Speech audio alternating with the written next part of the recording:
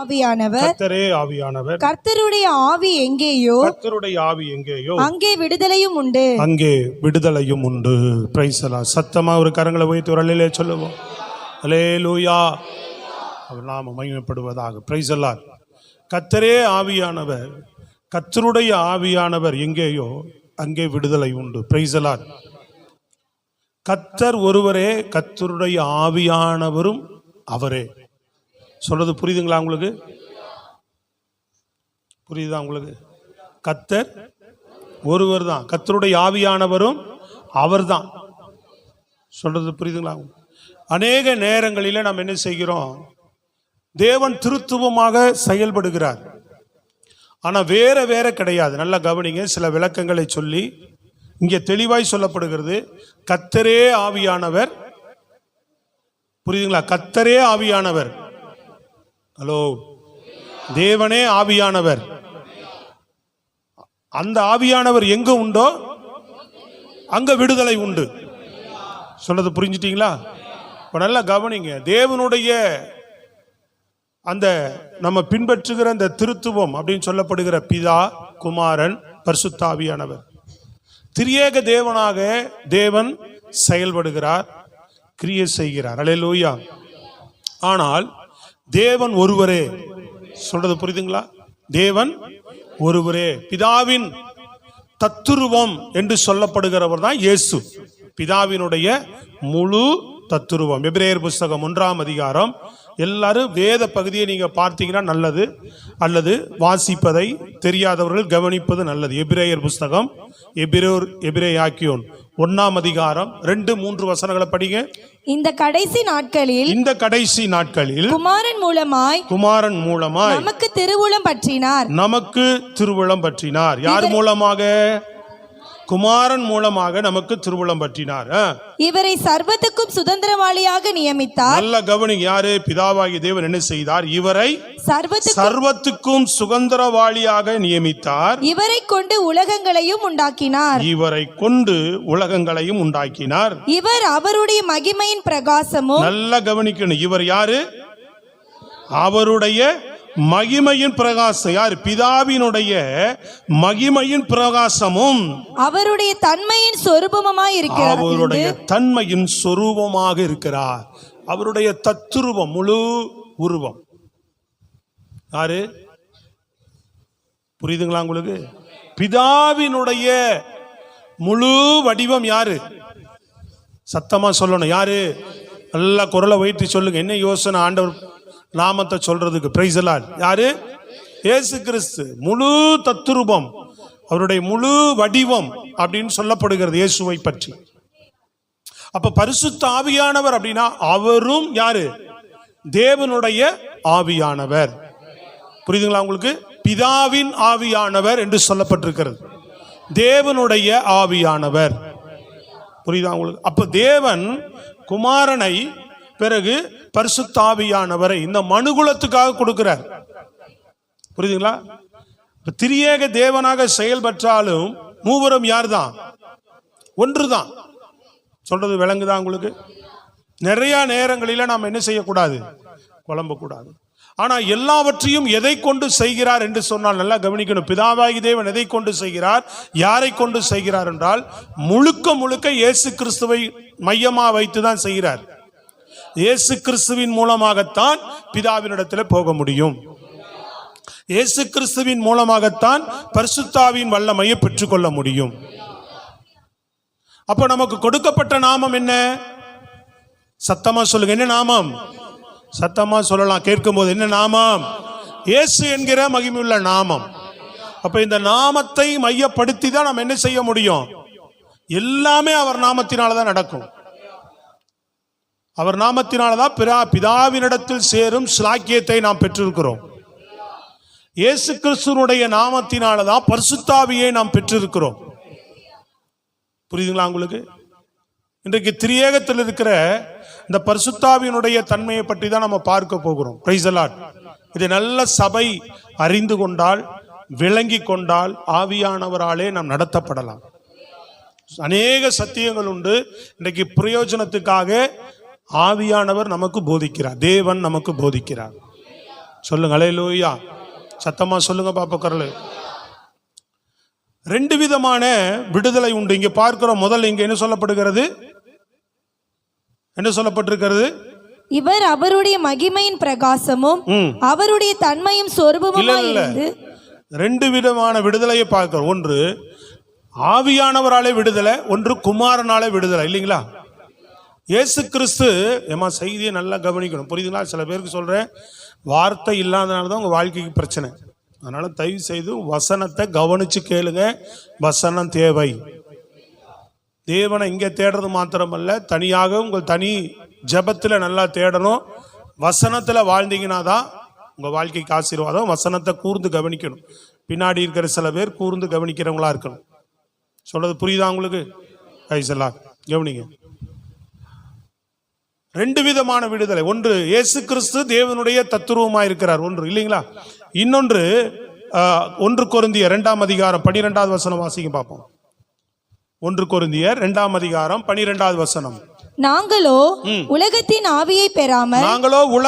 ஆவியை பெறாமல் தேவனால் எங்களுக்கு அருளப்பட்டவைகளை அறியும்படிக்கு. நல்ல கவனிங்க. தேவனால் எங்களுக்கு அருளப்பட்ட ஆவியை பெறும்படிக்கு தேவனிலிருந்து புறப்படுகிற ஆவியையே பெற்றோம். தேவனிடத்திலிருந்து புறப்பட்டு வந்த ஆவியே நாங்கள் பெற்றிருக்கிறோம். கரங்களை வைத்து சத்தமா சொல்லுங்க. ஆவிக்குரிய காரியங்களை பற்றி பேசுகிறார். ஆவிக்குரிய விஷயங்களை பற்றி, ஆவியில நடத்தப்படுகிற காரியங்களை குறித்து பவுல் அங்க விளக்கும் போது சொல்லுகிறார், நாங்க உலகத்தின் ஆவியை பெறல, தேவனிடத்திலிருந்து புறப்பட்டு வந்த பரிசுத்த ஆவியை நாங்க பெற்றிருக்கிறோம் சொல்றார். நல்ல கைகளை தட்டி சொல்லு. நம்ம புரியுதா உங்களுக்கு? சத்தியத்தை அறியுங்க, சத்தியம் உங்களை விடுதலையாக்கும். சத்தியத்தை அறியறதுக்கு உங்க கண்களை கொஞ்சம் தெளிவா வச்சிருங்க. உங்கள் மனதை நல்லா திறங்க. கர்த்தர் திறப்பார். கர்த்தர் சத்தியத்தை அறிய உதவி செய்வார். உங்களுக்கு வாஞ்சையும் தாகம் இருந்தால் கர்த்தர் கிரியை செய்வார். சோத்திரம் அல்லேலூயா. நம்ம கொடுக்கப்படுகிற இந்த குறிப்பிட்ட ஒரு அவர் நீங்க எந்த அளவுக்கு வார்த்தை கேட்குறீங்களோ அந்த அளவுக்கு உங்க வாழ்க்கை முழுவதுமாக பிரயோஜனமா மாறிக்கிட்டே இருக்கும். சோத்திரம். நல்லா கவனிச்சு கேட்கணும். விழிச்சு கேளுங்க. Praise the Lord. சோத்திரம். Praise the Lord. சத்தமா அல்லேலூயா. ஆமென்.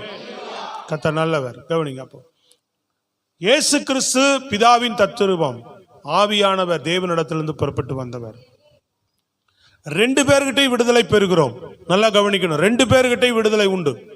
அந்த ரெண்டு விதமான விடுதலை தான் நம்ம பார்க்க போகிறோம். ஒன்று இயேசு கிறிஸ்துவனிடத்துல உண்டான விடுதலை நாம் அறிஞ்சிருக்கிறோம். இயேசு கிறிஸ்துவ மூலமா கிடைத்த விடுதலை. கூர்ந்து கவனிச்சுட்டே வாங்க. தேவன் உங்களுக்கு சத்தியத்தை விளங்க வைப்பார். நல்லா கவனிக்கிறீங்களா இல்லையா? இயேசு கிறிஸ்துவிட்டிருந்து பாவத்திலிருந்து விடுதலையை பெற்றிருக்கிறோம். ஆக்கினி தீர்ப்பிலிருந்து விடுதலையை பெற்றிருக்கிறோம். அடிமைத்தனத்திலிருந்து விடுதலையை பெற்றிருக்கிறோம். எழுதிக்கலாம் வேணாம். புரியுதா உங்களுக்கு? எதிலிருந்து விடுதலை பெற்றிருக்கிறோம்? பாவத்திலிருந்து விடுதலை, அப்புறம் ஆக்கினி தீர்ப்பிலிருந்து விடுதலை, அப்புறம் அடிமைத்தனத்திலிருந்து விடுதலை, முழு சாத்தானுடைய அதிகாரத்திலிருந்து விடுதலையே தேவன் தருகிறார். சொல்றது விளங்குதாங்க? எப்படிப்பட்ட விடுதலை? யாருகிட்ட விடுதலை பெற்றிருக்கிறோம்? இயேசு கிறிஸ்துவை நாம் விசுவாசித்து, நல்லா கவனிக்கணும், இயேசு கிறிஸ்துவிட்ட நம்ம வரும்போது எந்தெந்த பகுதியிலிருந்து நமக்கு விடுதலை கொடுத்திருக்கிறார்? சத்தமா சொல்லலாம். எல்லாரும் நம்ம அறிந்து கொள்வதற்காக சத்தமா சொல்லுங்கம்மா. பின்னாடிக்கிறவங்களா? பாவத்திலிருந்து விடுதலை. ஆக்கினி தீர்ப்புனா தெரியுதுங்களா? நாளைக்கு வரக்கூடிய மரண ஆக்கினி தீர்ப்பு தண்டனையிலிருந்து நமக்கு விடுதலை. இது விடுதலை கொடுத்திருக்கிறார். மூன்றாவது அடிமைத்தனத்திலிருந்து விடுதலை. நான்காவது சாத்தானுடைய முழு அதிகாரத்திலிருந்து இயேசு நமக்கு விடுதலையை தந்திருக்கிறார். நல்லா கையை தட்டி சோத்திரத்தோடு சொல்லலாம். Price the Lord. இயேசு கிறிஸ்துவின் மூலமாக இந்த முழு விடுதலையும் நாம பெற்றிருக்கிறோம். சொல்றது புரியுதுங்களா உங்களுக்கு? அப்ப இயேசு கிறிஸ்துவனிடத்துல வந்த நாம அவர் நாமத்தின் மேல் விசுவாசம் வைத்து அவர் நாமத்தின் மேல் நம்ம நம்பிக்கை வைக்கும் போது இந்த விடுதலையை நமக்கு கொடுத்து அவர் நமக்கு கிருபையை தருகிறார். அவர் என்ன செய்கிறார்? நமக்கு கிருபையை தருகிறார். கிருபையை தந்த தேவனோடு கூட, யாரோடு கூட? பிதா இயேசு கிறிஸ்துவோடு கூட. புரியுதுங்களா உங்களுக்கு? இந்த விடுதலையை பெற்றுக் கொடுத்த இயேசு கிறிஸ்துவோடு கூட நம்ம ஐக்கியமா இருக்கும் போது, புரியுதுங்களா உங்களுக்கு? யாரோட ஐக்கியமா இருக்கணும்? யாரோட உறவா இருக்கணும்? யாரை நேசிக்கணும்? யாரை பின்பற்றணும்? இயேசு சொன்ன உபதேசங்களை நாம் தொடர்ந்து பின்பற்றி அவரோட ஐக்கியமா இருக்கும்போது இயேசு கிறிஸ்து என்ன செய்கிறார்? பிதாவினிடத்தில் வாக்குத்தத்தம் பண்ணப்பட்ட பரிசுத்தாவியை நமக்கு அருள செய்கிறார். விளங்குதா உங்களுக்கு? கையை வைத்து நல்ல சத்தமா சொல்லணும். அல்லேலூயான்னு சத்தமா ஓங்கிய சத்தத்தோடு ஒரு அல்லேலூயா தேவனுக்கு மகிமை செலுத்தி ஆமென் அல்லேலூயா. புரிஞ்சுட்டீங்களா? ஒரு மனிதன் இயேசுவிட்ட வரும்போது இயேசு அவனுக்கு என்ன செய்கிறார்? இயேசு என்ன செய்கிறார்? அவனுக்கு பாவத்திலிருந்து விடுதலை. சொல்றது புரியுதுங்களா உங்களுக்கு? அப்புறம் ஆக்கினி தீர்ப்பிலிருந்து விடுதலை, அடிமைத்தனத்திலிருந்து விடுதலை. இதெல்லாம் இயேசு கொடுத்த விடுதலை. இவ்வளவுதான். சொல்றது விளங்குதா உங்களுக்கு? சாத்தானுடைய சகல அதிகாரத்திலிருந்து நம்மளை விடுதலை ஆக்கிட்டார். இப்போ இயேசு கிட்ட வந்த உடனே அவரோட ஐக்கியமா இருந்தா இயேசு என்ன பண்றார்? பிதாவினிடத்தில் வாக்குத்தத்தம் பண்ணப்பட்ட பரிசுத்தாவின் வல்லமை, நல்லா புரியுதா உங்களுக்கு? அதை நமக்கு அருளுகிறார். எதுக்காக இந்த பரிசுத்தாவியை நமக்கு அருளுகிறார் என்று நாம முக்கியமா தெரிந்து கொள்ளணும். Praise the Lord. அல்லேலூயா. ஒவ்வொரு விசுவாசிகளும் இந்த கிறிஸ்துவோடு உள்ள உறவில் ஐக்கியத்தில் இந்த பரிசுத்தாவின் வல்லமையை பெற்று முதல்ல இயேசு கிறிஸ்துவுக்குள்ள பிறக்கிறது போல பரிசுத்தாவின் அபிஷேகத்தினாலே மறுபடியும் நாம் பிறக்க வேண்டும். கட்டாயம் ஒவ்வொரு விசுவாசியும். இன்றைக்கு திருச்சபை இந்த வார்த்தைக்கு செவி கொடுப்பதில்லை. இந்த வார்த்தையின்படி நடந்து தேவனிடத்தில் காத்திருந்து நமக்கு அருளப்பட்ட வாக்குத்தத்தம் பண்ணப்பட்ட பரிசுத்தாவியை கேட்டு பெற்றுக்கொள்வது இல்லை. அப்படியே கேட்டு பெற்றுக்கொண்டாலும் ஆவியானவர் நமக்குள்ள வந்து என்ன செய்ய போகிறார் என்கிற அந்த அறிவையும் அடைந்து கொள்வதில்லை. சொல்றது விளங்குதுங்களா? இன்றைக்கு அந்த அறிவை அடைந்து கொள்ளுவோம். தேவன் நமக்கு விடுதலை தருவார். சத்தமா சொல்லுங்க பாப்போம். நல்லா முழு பலத்தோடு சொல்லுங்க பாப்போம். பரிசுத்தாவியை பெற்றுக்கிறது மாத்திரம் அது பெருமை அல்ல. அல்லேலூயா. எதற்காக பரிசுத்தாவியானவர் நமக்கு அருளப்படுகிறார்? அப்ப தேவன், மகிமையின் தேவன் எல்லாவற்றையுமே நம்முடைய பிரயோஜனத்துக்காக செய்கிறார். சொல்றது இப்ப விளங்குதுங்களாங்க? எதை செய்தாலும் தேவன் நம்முடைய பிரயோஜனத்துக்காக தான் செய்வார். அபிஷேகத்தை பெற்று அந்நிய பாஷையில மாத்திரம் பேசிட்டு போகிறதுக்காக, ஏதோ ஒரு உணர்வை நாம் அடைந்து விட்டு போவதற்காக பரிசுத்தாவியானவர் அருளப்படவில்லை. அது ஒரு அடையாளம். நாம் பரிசுத்தாவியை பெற்றுக்கொண்டோம் என்பதற்கு அந்த அடையாளம் என்ன அப்படின்னா அந்நிய பாஷை. சொல்றது புரியுதுங்களா? அது மாத்திரமல்ல, ஆவியானுடைய நமக்குள்ள ஆவியானுடைய செயல்பாடு என்ன அப்படின்றது சபை, திருச்சபை கட்டாயம் அறிந்து அதை பின்பற்றுகிறவர்களாக, அதை பற்றி கொள்ளுகிறவர்களாக, அதன் வழியில நடக்கிறவர்களாக, தேவனை விசுவாசிக்கிற, இயேசுவை விசுவாசிக்கிற ஒவ்வொரு பிள்ளைகள் அதை பெற்றுக்கொள்ளும் போது உங்க வாழ்க்கைக்கு எவ்வளவு அது பெரிய மகிமையான காரியம், எவ்வளவு பிரயோஜனமான காரியம் என்று புரிந்து கொள்ளணும். அப்போ ஒவ்வொரு மனிதனும் இயேசுவினிடத்துல வந்து நம்ம இயேசு கிறிஸ்துவினிடத்துல முதல் பெற்றுக்கொள்ளக்கூடிய அந்த விடுதலையோடு கூட நின்னுறோம். முதல் பிறப்பு அது. இரண்டாவது ஒரு பிறப்புன்னு ஆண்டவர் சொல்லி இருக்கிறாரா இல்லையா? சத்தமா சொல்லுங்க. யோவான் ஸ்நானகன் சொன்னான், நான் ஜலத்தினாலே உங்களுக்கு ஞானஸ்தானம் கொடுக்கிறேன், எனக்கு பின்பாக வருகிறவர் உங்களை ஆவியினாலே அக்கினியினாலே ஞானஸ்தானம் கொடுப்பார்னு சொன்னார். சத்தமா கைகளை உயர்த்தி சொல்லுங்க.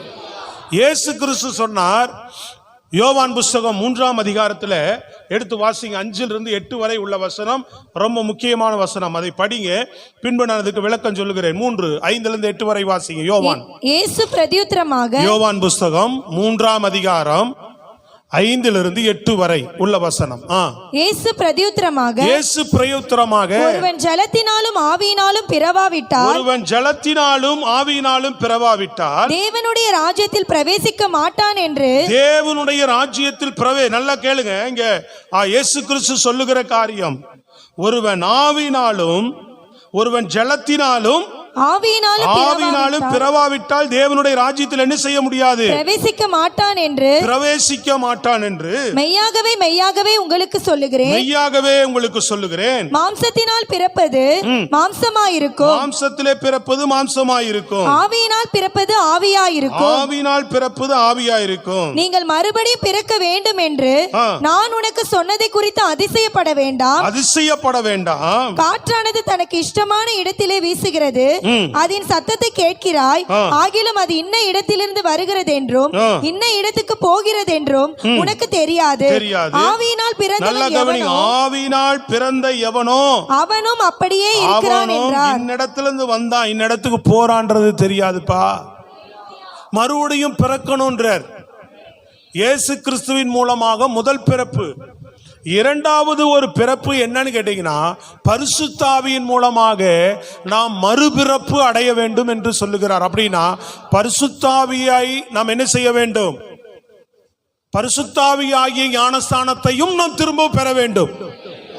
சத்தமா நல்ல கரங்களை உயர்த்தி சொல்லுங்க. அவர் நமக்குள்ள ஒரு சுத்திகரிப்பையும், அவர் நமக்குள்ள ஒரு விடுதலையும் கொடுக்கிறார்.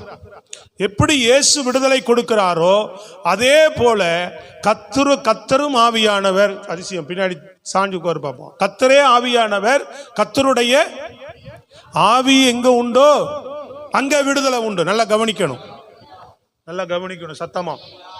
வசனத்தை கேட்கும் போது நான் ஒன்று ரெண்டு பேரை கவனிக்கிறேன். சோத்திரம், புரியுதா உங்களுக்கு?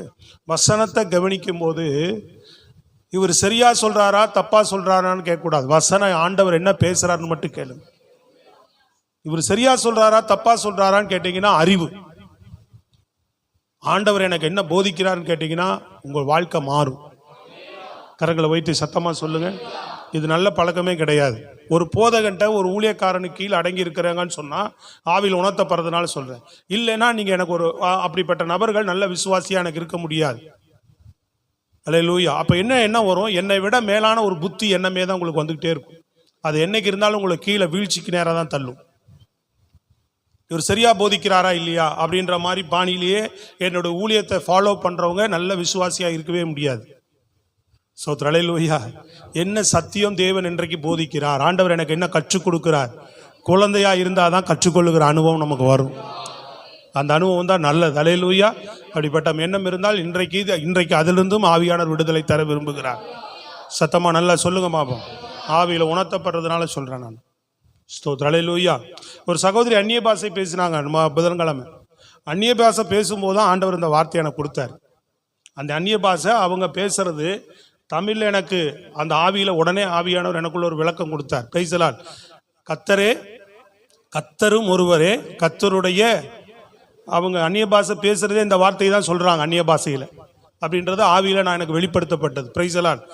கர்த்தரும் ஒருவரே, கர்த்தருடைய ஆவியானவரும் அவரே அப்படின்னு. அப்ப அந்த வசனத்தை நான் ஆராய் தேடும் போது கர்த்தரே ஆவியானவர், கர்த்தருடைய ஆவியானவர் எங்க உண்டோ அங்க விடுதலை உண்டு. அந்த வசனம் ஞாபகத்துக்கு வந்தது. Price the Lord. சத்தமா சொல்லுங்க பார்ப்போம். அந்நிய பாஷை பேசும்போது சில பேருக்கு இந்த இந்த இந்த காரியங்கள்லாம் வரும். இந்த வார்த்தைகள் தேவனுடைய மகத்துவத்தை பேசுற வார்த்தை வரும். Price the Lord. அதுல அந்த வியாக்கியானம், அதுல சில பேரே அந்த வியாக்கியானத்தை சொல்லுவாங்க. சில பேருக்கு அந்த வியாக்கியானம் பண்ற வரத்தையும் ஆண்டவர் கொடுத்திருக்கிறார்.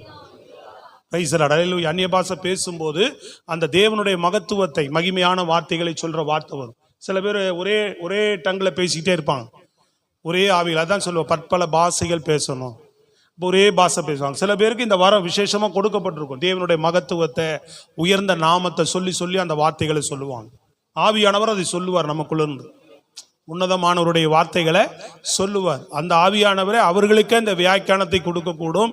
இல்லை இந்த வியாக்கியானம் பண்ணக்கூடிய அபிஷேகத்தை வேற யாராவதுக்கு கர்த்தர் கொடுக்கறதுக்கும் வல்லவராக இருக்கிறார். இந்த அனுபவம் எல்லாம் சபைக்கு நடுவில் இருக்கிறது. சொல்லுங்களேன் நல்ல சத்தமா. Praise the Lord. அல்லேலூயா. சத்தமா சொல்லுங்க. அல்லேலூயா. இப்படியும் உண்டு. ஆவியானவர் மூலமாக எல்லா செயல்பாடுகளும் ஆவியானவர் மூலமாக தான் நடக்கிறது. இயேசு கிறிஸ்துவின் நாமத்தினால தான் நடக்கிறது. அதுல மெயின்ல வச்சுக்கணும். அதுதான் மெயினா நான் சொல்ல வரேன். நீங்க தேடும் போது ஆவியானவரா, இயேசுவை தேடுறதா, பிதாவை தேடுறதா, அப்படி இல்லை. பிதா தான் இயேசுவை கொடுத்தார். இயேசு தான் ஆவியானவர் நமக்கு தருகிறார். பிதாவின் ஆவியானவரை தருகிறார். பிதாவின் தத்துருவம் இயேசு, பிதாவின் ஆவியானவர் நம்ம பரிசுத்த ஆவியானவர். இயேசுவின் நாமத்தினால எல்லாம் எதை மையமா வைத்து நடக்கப்படுதுன்னா இயேசுவின் நாமத்தை மட்டும்தான். அவர் நாமத்தினால தான் பரிசுத்தாவின் உதவியை நம்ம தேடணும். இயேசுவின் நாமத்தினால் ஆவியானவர் எனக்கு உதவி செய்யுங்க. இந்த ஆவியானவர் என்ன செய்கிறார்? உன்னை இயேசுவின் பக்கமாகவும் இயேசு கிறிஸ்துவனுடைய சாயலாகவும் நமக்குள்ள இருந்து எல்லா கிரிகளையும் அவர் விட்டு சென்ற ஊழியத்தை, புரியுதுங்களா, அவர் எடுத்துக்கொள்ளப்படுகிறார். பரிசுத்தாவியானவர் அவர் விட்டு சென்ற ஊழியத்தை நமக்குள்ள இருந்து செயல்படுத்துகிறார். அவருடைய கர்த்தருடைய ஆவியானவர், புரியுதுங்களா உங்களுக்கு? தேவனுடைய ஆவியானவர் நமக்குள்ள இருந்து செயல்படுகிறார். எல்லா காரியங்களும் அவர் நமக்குள்ள இருந்து இப்ப செஞ்சிட்டு இருக்கிறார். நல்ல சத்தமா சொல்லலாம் அல்லேலூயா. இது யார் மூலமா செய்யறாருன்னா இயேசுவின் நாமத்தினால தான் செய்கிறார். யார் மூலமா செய்கிறார்? இயேசுவின் நாமத்தினால தான் எல்லாமே நடக்கிறது. நம்ம கூடி வர்றது இயேசுவின் நாமத்தினால. இயேசுவின் நாமத்தினால கூடி வந்தாதான் ஆவியானவர் நம் நடுவில் வருவார். பிதாவும் நம்மளை ஆசீர்வதிப்பார். அல்லேலூயா சொல்லுங்க பாப்போம். நல்ல கரங்களை உயர்த்தி சத்தமான ஒரு அல்லேலூயா. நல்லா கவனித்துக் கொள்ளுங்க. அப்ப மறுபடியும் நாம் பிறக்க வேண்டும். எப்படி ஞானஸ்தானம் எடுத்தோமோ அப்ப இன்னொரு ஞானஸ்தானம் ஒன்று உண்டு. என்னது? பரிசுத்தாவியின் ஞானஸ்தானம்.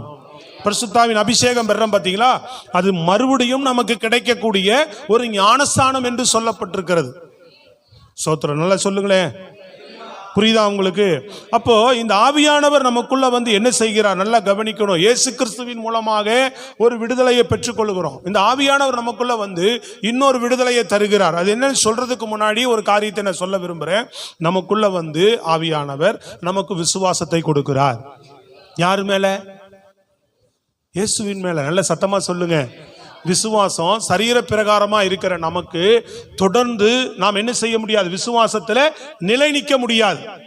அப்ப நமக்குள்ள இருக்கிற ஆவியானவர் தான் நம்மை எல்லா விஷயத்திலும் நமக்குள்ள தூண்டுவார். நம்ம சரீரம், நம்ம அறிவு, நமக்கு நம்மளுடைய ஆவி நமக்குள்ள என்ன செய்யாது? விசுவாசிக்க வைக்காது. உலகத்தையும் பிரச்சனையும் நம்ம தேவைகளையும் தான் பார்க்க வைக்கும். அப்ப அந்த பிரச்சனைகளையும் அந்த தேவைகளுக்கும் நீ இயேசுவின் மேல விசுவாசம் வைன்னு சொல்லி நமக்குள்ள இருக்கிற ஆவியானவர் உன்னை தேவன் பக்கமாய் விசுவாசிக்க வைக்க உனக்குள்ள உந்துவார், பலப்படுத்திட்டே இருப்பார் உன்னை. சத்திய வசனத்தை கேட்கும் போது நம்ம சரீரம் என்ன செய்யாது? இயேசுட்ட வந்துட்டோம். அதுக்கு தான் ஆவியானவரை நமக்கு கொடுக்கிறார். நல்லா கவனிக்கணும். பழைய ஏற்பாட்டில் எல்லாருக்கும் ஆவியானவர் கொடுக்கப்பட்டதே தேவனை சரியாய் சார்ந்து அவருடைய காரியங்களை கிரிகளை செய்வதற்கு. கிறிஸ்து இயேசுவுக்கே இந்த ஆவியின் வல்லமை கொடுக்கப்பட்டது. சொல்றது புரியுதுங்களா உங்களுக்கு? சரீர பிரகாரமா வந்த இயேசுவுக்கே பரிசுத்தாவியின் வல்லமையை தேவன் கொடுத்திருந்தார். அந்த ஆவியானுடைய முழு நடத்துதல் தான், அவருடைய லீட் தான் முற்றிலுமாக இருக்கு ஒரு மனிதனுக்குள்ளும். இப்ப இது இல்லாதனாலதான் என்ன செய்கிறது இல்லை, ஆவியானுடைய முழு உதவியை நல்லா கேட்டு நல்லா விளங்கி கொள்ளுங்க. பரிசுத்தாவியை நம்ம பெறாம இருப்பது, பெற்றுக்கொண்டு இந்த அனுபவத்துக்குள் போகாம இருப்பது. ஆவியானவர் அந்நிய பாஷை பேசிட்டு ஆவியில நிரம்பிட்டு மட்டும் போயிடுவோம். ஆவியானவர் நமக்குள்ள உணர்த்தி வைக்கிறதை கேட்க மாட்டோம். ஆவியை நல்லா சொல்லுங்க பாப்போம். என்ன செய்ய மாட்டோம்? ஆவியானவர் நமக்குள்ள என்ன செய்கிறவர்? எல்லாவற்றையும் நமக்குள்ளே உணர்த்தி வைக்கிறவர். இதை நம்ம என்ன செய்யறது இல்ல, ஆவியானவருடைய சத்தத்துக்கு கீழ்ப்படிவீர்களானால் அப்படின்னு இருக்கு. நல்லா விளங்குதா உங்களுக்கு? அப்ப ஆவியானுடைய நமக்குள்ள சொல்லப்படுகிற காரியங்களுக்கு உணர்த்தி வைப்பதற்கு நாம் எதையுமே என்ன செய்வதில்லை? கீழ்ப்படிவதில்லை. அப்ப ஆவியானவர் எதுக்கு எனக்கு கொடுக்கப்பட்டார் அப்படின்றத நமக்குள்ள உந்துதல் வரும்.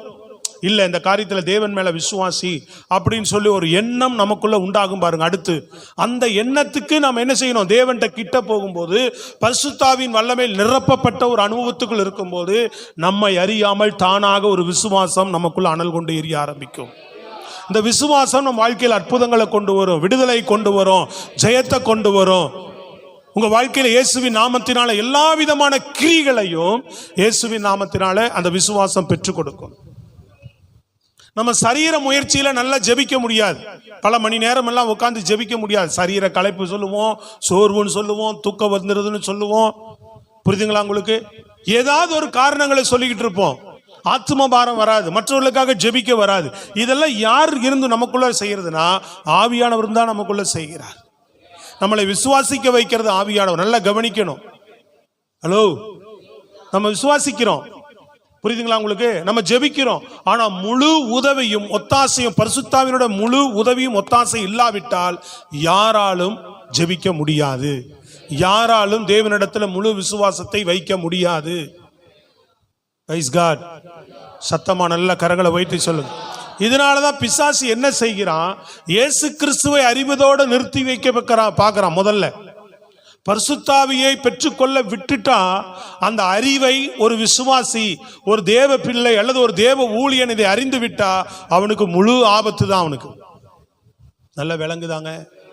சத்தமா சொல்லுங்க பாப்போம். அப்ப பரிசுத்தாவியான நமக்குள்ள வருகிறவர் நம்மை விசுவாசிக்க வைக்கிறார், நம்மளை கீழ்ப்படிய வைக்கிறார், சத்தியத்தை நமக்கு விளங்க வைக்கிறவர், சத்தியத்தை நமக்கு அறிய வைக்கிறவர், நமக்குள்ள இருந்து ஜெபிக்க வைக்கிறவர், நமக்குள்ள இருந்து துதிக்க வைக்கிறவர். நல்லா கவனிங்க, தேவனிடத்திலிருந்து புறப்பட்டு வந்த ஆவியானவர். நம்ம மாம்சத்துல சுயத்துல செய்கிற எந்த ஆராதனையும் தேவ சமூகத்துக்கு போகாது. ஆவியோடும் உண்மையோடும் ஆராதிக்கிற ஆராதனையும் ஆவியில பண்ணுகிற ஜெபங்களில் தான் எல்லாவற்றிலும் வல்லமை உண்டு, தேவனுடைய கிரிகளும் உண்டு. நல்ல கைகளை தட்டி சொல்லுங்க. புரியுதா உங்களுக்கு? அப்ப இந்த பரிசுத்தாவியின் அபிஷேகத்தை, இந்த மறுபிறப்பை, மீண்டும் பிறக்கிற அந்த அனுபவத்தை, இந்த ஞானஸ்தானத்தை, இந்த அபிஷேகத்தை பெறாம இருந்தா நம்ம பெறுவதற்கு காத்திருக்கணும். விசுவாசி, உனக்கு தேவைனா அவர் கட்டாயப்படுத்தி உனக்கு எழுத்தெல்லாம் கொடுக்க மாட்டார். நீ வருந்தி கேட்டு காத்திருந்தா அவர் உனக்கு தருவார். அதுக்கு சில காரியங்கள் உன்னிடத்துல குறைகள் இருந்தா சரிப்படுத்த சொல்லுவார். சரியாயிட்டா அவர் நிச்சயமா வாக்குத்தத்தம் பண்ணப்பட்ட பரிசுத்தாவியை அருளுவது நிச்சயம். சொல்றது புரியுதுங்களா உங்களுக்கு? ஒருவேளை பெற்றுக்கொண்டு இருக்கிறவர்கள் நல்லா கவனித்துக் கொள்ளணும். பெற்றுக்கொண்டு இருக்கிறவர்கள் இந்த அனுபவத்துக்குள்ள போகணும். ஆவியானவர் எனக்கு உதவி செய்யுங்க, எனக்கு விசுவாசம் குறைவா இருக்கு. அவ்வளவு விளங்குதாங்க? யார நாடணும் நீங்க? கிறிஸ்து இயேசுவின் மேல் உள்ள விசுவாசம் எனக்கு குறையுது,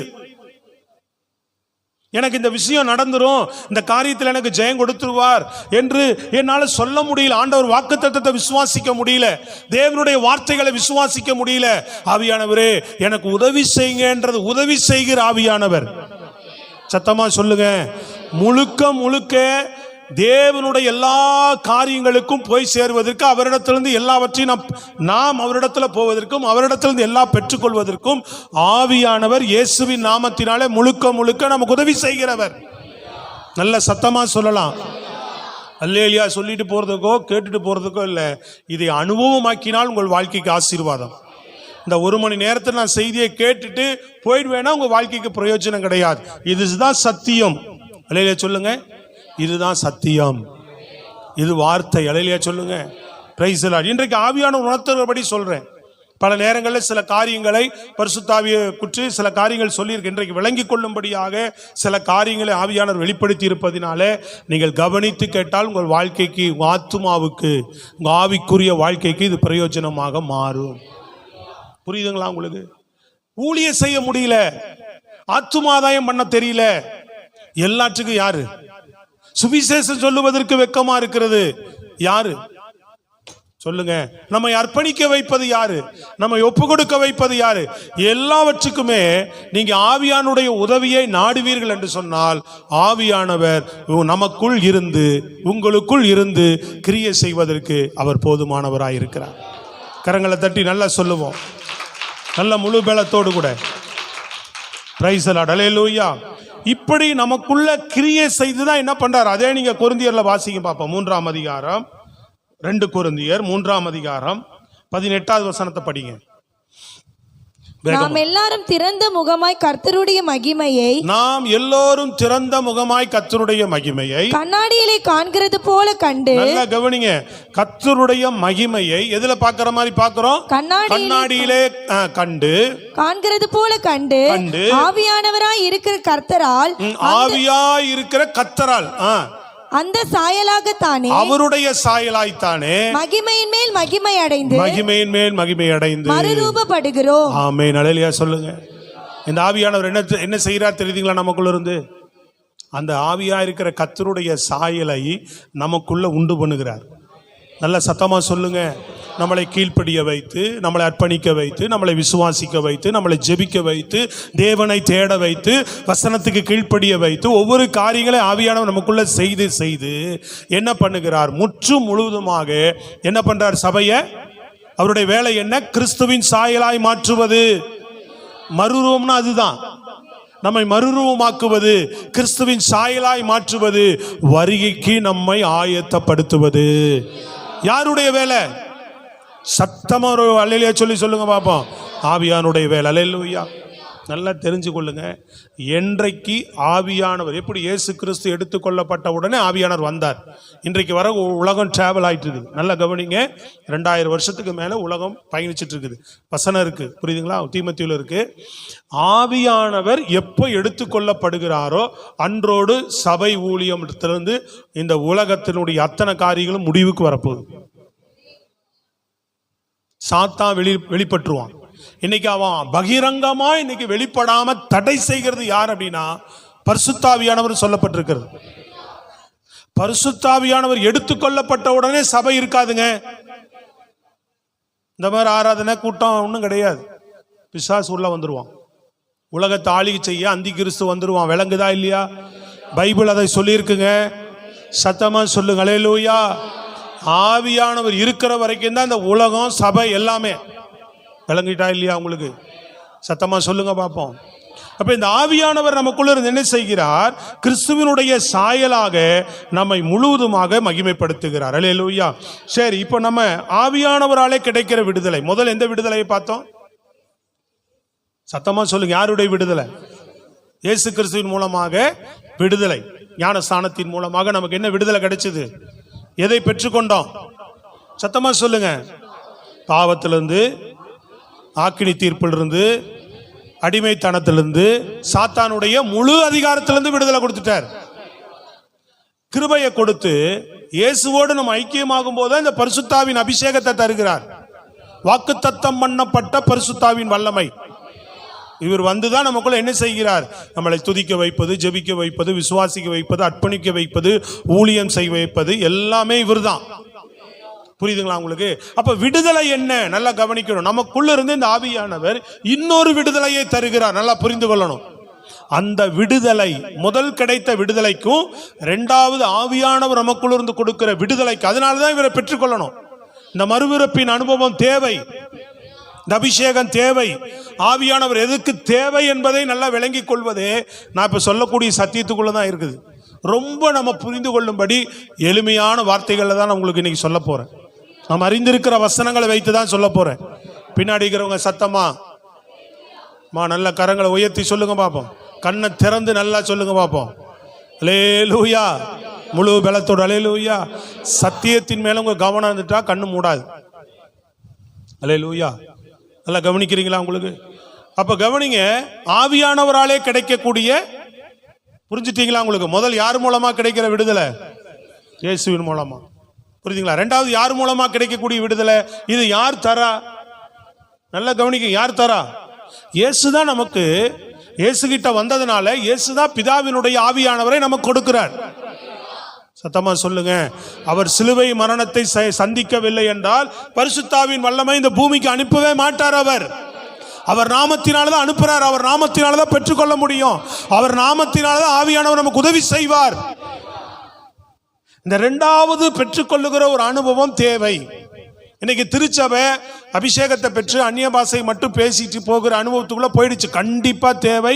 அதை குற்றப்படுத்தக்கூடாது. ஆவியில நிரம்பத்தான் நமக்கு அந்த அனுபவம் வரும். ஆனா நிறைய பேர் பெற்றுக்கொண்டவர்கள் ஆவியானுடைய உணர்த்துவிக்கலுக்கும் அவர் சொல்லுகிற காரியத்துக்கும் செவி கொடுக்காம போகிறதுனால அநேக விஷயங்களிலே சபை இன்னும் விடுதலையாக்கப்படாமல், அடுத்த கட்டத்திற்கு ஒவ்வொரு ஜனங்கள் விடுதலையாக்கப்படாமல் இருக்கிறாங்க. வெற்றி வாழ்க்கை, கிறிஸ்துவுக்குள்ள ஆவிக்குரிய வாழ்க்கையில வெற்றி வாழ்க்கை இல்லாமல் காணப்படுகிறார்கள். ஆவியானுடைய முழு ஆளுகை ஒரு மனுஷனுக்குள்ள வரும்போது அவன் நிச்சயமாக எல்லா பகுதியிலும் விடுதலை ஆக்கப்பட்டு அவனை நல்ல ஒரு வெற்றி வாழ்க்கை வாழ்வான். புரியுதுங்களா உங்களுக்கு? எந்த காரியத்தில் அவர் நமக்கு விடுதலை தருகிறார் அப்படின்னு நம்ம பார்க்கும்போது அதற்கு முன்பு ஒரு வசனத்தை வாசிங்க. யோவான் புஸ்தகம் 16:7 வாசிங்க பார்ப்போம். 16:7 வேகமா. நான் உங்களுக்கு உண்மையை சொல்லுகிறேன். இயேசு கிறிஸ்து இந்த பூமியிலிருந்து புறப்படுவதற்கு முன்பு சீசர்களிடத்தில் ஒரு காரியத்தை சொல்லிட்டு போகிறார். என்ன சொல்லுகிறார்? நான் உங்களுக்கு ஒரு உண்மையை சொல்லுகிறேன். நான் போகிறது உங்களுக்கு பிரயோஜனமாய் இருக்கும். இயேசு சொல்லுகிறார், எப்பா நான் மரித்து உயிர்த்து பரலோகத்து போகிறது உங்களுக்கு பிரயோஜனமாய் இருக்கும். நான் போகாதீங்களா? பாத்தீங்களா? நான் போறது உங்களுக்கு பிரயோஜனம்ன்றார். ஹலோ, இயேசு கிறிஸ்துனுடைய வேலை அவ்வளவுதான். அவர் வந்து நம்முடைய பாவத்துக்காக மரித்து உயிர்த்து போகணும், அவ்வளவுதான். அவர் போறது எல்லாத்துக்கும் கஷ்டம், ஆனா நான் போகிறது உங்களுக்கு பிரயோஜனம். யாருக்கு பிரயோஜனம்? நமக்கு தான் பிரயோஜனம். சத்தமா சொல்லுங்க அல்லேலூயா. என்ன பிரயோஜனம்னு சொல்லுகிறார், கவனித்து கேளுங்க. நான் போகாதிருந்தால் தேற்றரவாளன் உங்களிடத்தில் பாத்தீங்களா? இயேசு இந்த பூமியிலிருந்து போகாம இருந்தா பரிசுத்தாவியானவர் இந்த பூமிக்கு வரவே மாட்டார்ன்றார். வாசிங்க. நான் போகாதிருந்தால் திரும்ப நான் போகாதிருந்தால் தேற்றரவாளன் உங்களிடத்தில் வரார். நான் போவேனே ஆகில் அவரை உங்களிடத்திற்கு அனுப்புவேன். அவரை உங்களிடத்திற்கு யார் அனுப்புறது? சத்தமா சொல்லணும், யார் அனுப்புறது? பிதாவின் வாக்குத்தத்தம் பண்ணப்பட்ட பரிசுத்தாவியானவரை யார் அனுப்புறது? என் வேலையை நான் சரியா முடிச்சுட்டு வந்துட்டேன், என் மூலமா ரட்சிக்கப்படுகிற மக்களை வழி நடத்துவதற்கு நீங்க போங்கன்னு தேவனுடைய ஆவியானவரை இயேசுதான் அனுப்புறார். புரியுதுங்களா? பூரா பரலோகத்தினுடைய வேலையை செய்கிற காரியம் இது எல்லாமே. இதெல்லாம் பிதாவின் தத்துருவம். பிதாவின் ஆவியானவர், இயேசு பிதாவின் தத்துருவம். ஹலோ, தேவனுடைய காரியத்தை கவனிச்சுக்கிட்டு இருக்கிறோம், சத்தியத்தை கவனிச்சுட்டு இருக்கிறோம். நல்லா புரிஞ்சு கேட்கணும். விசுவாசிகளாகிய நாம் இந்த சத்தியத்தை அறியாம தான் நம்ம விடுதலை இல்லாமையே வாழ்றோம். நல்லா விளங்கிட்டீங்களா? எங்களுக்கெல்லாம் அப்படிலாம் யாரும் கற்றுக் கொடுக்கவே இல்லை. நாங்களாம் ஆவியில கொஞ்சம் கொஞ்சமா ஆவியில கற்றுக்கொண்ட காரியங்கள் தான். அல்லேலூயா. அங்கங்க கேட்டது ஏதோ கொஞ்சம் கேட்டதும் ஆவியில் நடத்தப்பட்டு தேவ ஆவியானவரே எங்களுக்கு கற்றுக் கொடுத்ததா நான் உங்களுக்கு போதிக்கிறேன். சொல்லுங்களேன் நல்ல சத்தமா. இதுதான் சத்தியமும் கூட. நல்ல விளங்குதா உங்களுக்கு? அப்போ தேவன் நல்லா கவனிங்க. இயேசு கிறிஸ்து சொல்லுகிறார், நான் போகாதிருந்தால் யாரும் வர முடியாது, தேற்றரவாளனை நான் உங்களுக்கு அனுப்ப முடியாது. வாசிங்க பாப்போம். அவர் வந்து பாவத்தை குறித்தோ நீதியை குறித்தோ நியாய தீர்ப்பை குறித்தோ சொல்லுகிறார். அவர் வந்து என்ன செய்ய போறாரு? பாவத்தை குறித்து நீதியை குறித்து நியாய தீர்ப்பை குறித்தோ உலகத்தை கண்டித்து உணர்த்துவார். உலகத்தை என்ன பண்ணுவாரா? கண்டித்து உணர்த்துகிறவர் யார்? இன்னைக்கு வரைக்கும் பாவம் செய்யறது தப்புன்னு இன்னைக்கு ஒரு உணர்வை எல்லா மனுஷனுக்கு உலகம் முழுதும் இன்னைக்கு வரைக்கும் கண்டித்து உணர்த்தி கொண்டிருக்கிறாராம். சத்தமா சொல்லுங்க. உலகத்தை நீதி நியாய தீர்ப்பை குறித்து அவர் கண்டித்து உணர்த்திட்டு இருக்கிறார். சோத்ரலேலூயா. இந்த உணர்வை மீறி செயல்படுறது தான் செஞ்சிட்டு இருக்கிறாங்க. அடுத்து வேகமா. அவர்கள் என்னை விசுவாசியாதபடியினாலே பாவத்தை குறித்தும் நீங்கள் இனி என்னை காணாதபடிக்கு நான் என் பிதாவினிடத்திற்கு போகிறபடியினாலே நீதியை குறித்தும் இந்த உலகத்தின் அதிபதி நியாய தீர்க்கப்பட்டதினாலே நியாய தீர்ப்பை குறித்தும் கண்டித்து உணர்த்துவார். கண்டித்து உணர்த்துகிறவர். சொல்லுங்க. ஆவியானவர் யாரு? உணர்த்துகிறவர். என்ன செய்கிறவர்? நமக்குள்ள உணர்த்துகிறவர், உணர்வை தருகிற ஆவியானவர். சொல்லுங்க. பாடுறோம்ல, அன்பின் ஆவியானவரே. புரியுதுங்களா உங்களுக்கு? உணர்வை தருகிறவர். நமக்குள்ள என்ன செய்கிறவர்? உணர்வை. புரியுதுங்களா உங்களுக்கு? அவரை பார்க்க முடியாது, ஆனா நம்ம என்ன முடியும்? உணர முடியும். அவர் நமக்குள்ள கிரியை செய்கிறதை நமக்குள் இருந்து உணர்த்தி வித்தலை நாம் அதை அறியாமல் என்ன செய்துட்டு இருக்கிறோம்? ஆவியை அணைச்சு போட்டுட்டு போயிட்டே இருக்கிறோம் நிறைய பேர். அப்ப நமக்குள்ள இருந்து நல்லா கவனிங்க. நீதியை குறித்து நீதியை மட்டும் செய், பாவத்தை குறித்து உலகத்தில் கண்டிப்பார். நம்ம பாவத்திலிருந்து விடுதலை ஆயிட்டோம். நம்மை நீதியில் நடக்கும்படியாக நீதியை குறித்து நமக்குள்ள உணர்த்தி வைத்துட்டே இருப்பார். நம்ம கிறிஸ்து இயேசுவின் மூலமாக என்ன பெற்றோம்? விசுவாசத்தினால. ஏங்க, இயேசுவின் இடத்துல விசுவாசத்தின் மூலமா எதை பெற்றுக்கொண்டோம்? நீதியை பெற்றுக்கொண்டோம். அந்த பாவத்திலிருந்து விடுதலை அதெல்லாம் ஒரு பக்கம் இருக்கட்டும். ரெண்டாவது என்னது? சத்தமா சொல்லுங்க. எதை பெற்றுட்டு இருக்கிறோம்? இப்ப என்ன ஆயிட்டோம்? நம்ம பாவம் போனதுனால என்ன ஆயிடுச்சுங்க? பாவமும் ஆக்கினி தீர்ப்பும் சாத்தானுடைய கிரி நம்ம விட்டு போனதுனால நமக்குள்ள என்ன வந்திருக்கு? சத்தமா சொல்லலாம். என்ன வந்திருக்கு? நீதி. விசுவாசத்தினாலே நீதிமான் பிழைப்பான். இப்ப நீதிக்கு வந்துட்டோம். அநீதியிலிருந்து எங்க வந்திருக்கிறோம்? சத்தமா சொல்லுங்க. புரியுதா உங்களுக்கு? நீதிக்கு உட்பட்டிருக்கிறோம். இப்போ நம்ம நீதியில நடக்கும்படி, இயேசுதான் நீதி, அவருடைய வழியிலேயே நம்மை நடக்கும்படி நமக்குள்ள நம்மை கண்டித்து ஆவியானவர் நம்மை உணர்த்தி வைத்துக் கொண்டே இருப்பார். கரங்களை தட்டி சொல்லுங்க. ஆவியானவர் விளங்க வைப்பார். இன்னைக்கு ஒரு பெரிய விடுதலை தருவார் நான் விசுவாசிக்கிறேன். Praise God. அல்லேலூயா. இதுக்கு நீங்க 51ஆம் சங்கீதத்தை எடுத்து தலைப்பு வாசிங்க பார்ப்போம். 51ஆம் சங்கீதம் தலைப்பு எடுத்து வேகமா வாசிங்க பார்ப்போம். பத்சேபாளிடத்தில் தாவீது பாவத்திற்கு உட்பட்ட பின்பு நாத்தான் தீர்க்கதரிசி அவனிடத்தில் வந்து அவன் பாவத்தை உணர்த்தின போது என்ன செய்ய போது அவன் பாவத்தை உணர்த்துகிறவர். புரியுதா உங்களுக்கு? நம்ம செய்கிற தவற உணர்த்தி விக்கிறவர். அதனாலதான் அவன் கேட்கிறான். நல்லா பாருங்க, 11 பாருங்க. உமது சமூகத்தை விட்டு என்னை தள்ளாமலும். இந்த உணர்வு அவனுக்கு வந்தோன்னு என்ன வருது பாருங்க. முதல்ல சமூகத்தை விட்டு என்னை தள்ளாமலும் உமது பரிசுத்த ஆவியை என்னிடத்திலிருந்து எடுத்துக்கொள்ளாமலும் இரும். பாவம் வந்துட்டா யார் போயிடுவா? சத்தமா சொல்லுங்க. சிம்சோட்ட பார்க்கிறோம், சவுல் கிட்ட பார்க்கிறோம், நிறைய பேர்கிட்ட நம்ம பார்க்க முடியும். சத்தமா சொல்லுங்க. கரங்களை உயர்த்தி ஒரு அல்லேலூயா சொல்லுங்க. ஏன்னா அவன் என்ன எதுக்குள்ளேயே இல்லை, பாவம் மறுபடியும் செய்யறான்னா இயேசுவின் ரத்தத்தை மறுபடியும் காலின் கீழ் மிதிக்கிறான். அதனால ஆவியானவர் அவன் இடத்துல வரமாட்டார், அந்த நபர்கிட்ட வரமாட்டார். சொல்றது புரியுதுங்களா உங்களுக்கு? அப்ப அதனாலதான் அவன்கிட்ட பாவம் வந்தோடனே உணர்வடைஞ்சு மன்னிப்பு கேட்டு திரும்ப அவன் மெயினா அவன் ஜெபிக்கிற ஒரு காரியம் என்னன்னு பாருங்க, பரிசுத்தாவியை என்னிடத்துல இருந்து எடுத்துக்கொள்ளாமல் இருங்க. அப்போ ஒரு உணர்வு நமக்குள்ள கொடுக்கக்கூடியது யாரு? தொடர்ந்து என்னை வழி நடத்தக்கூடியது யாரு? எனக்கு ஆலோசனை கொடுக்கக்கூடியது யாரு? சரீர பிரகாரமா நம்ம அறிவில வாழ்றது கிறிஸ்துவ வாழ்க்கையில நல்லா தெரிந்து கொள்ளுங்க. ஆவியில நடத்தப்படுகிறது மாத்திரம்தான் கிறிஸ்துவ வாழ்க்கை. கைகளை தட்டி நல்லா சொல்லுங்க. கடினமான வாழ்க்கையும் அல்லது நம்ம கடினமா நினைத்துக் கொள்ளுகிறோம். ஆவியானவரே உனக்கு எல்லா உதவியும் செய்வார். ஆவியானவரே என்னை நடத்துங்க நீ கேட்க கேட்க ஆவியானவரே உனக்கு சகல காரியத்தில் உதவி செய்வார். எல்லாத்திலிருந்து விடுதலை தந்துருவார். உதாரணத்துக்கு அடுத்த பகுதியை நான் உங்களுக்கு காண்பிக்கிறேன், எடுத்து வாசிங்க. எபேசியர் புஸ்தகம் 5ஆம் அதிகாரம் 29-32 வரைக்கும் வாசிங்க பாப்போம். எபேசியர் 5:29-32 வரை. கொஞ்சம் வேகமாய் டைம் ஆகுது. தன் சொந்த மாம்சத்தை பகைத்தவன் ஒருவனும் இல்லையே. தன் சொந்த மாம்சத்தை பகைத்தவன் ஒருவனும் இல்லையே. கர்த்தர் சபையை போஷித்து காப்பாற்றுகிறது போல. இல்லையே, அது இல்லையே. 6 நினைக்கிறேன் பாருங்க. எபேசியர்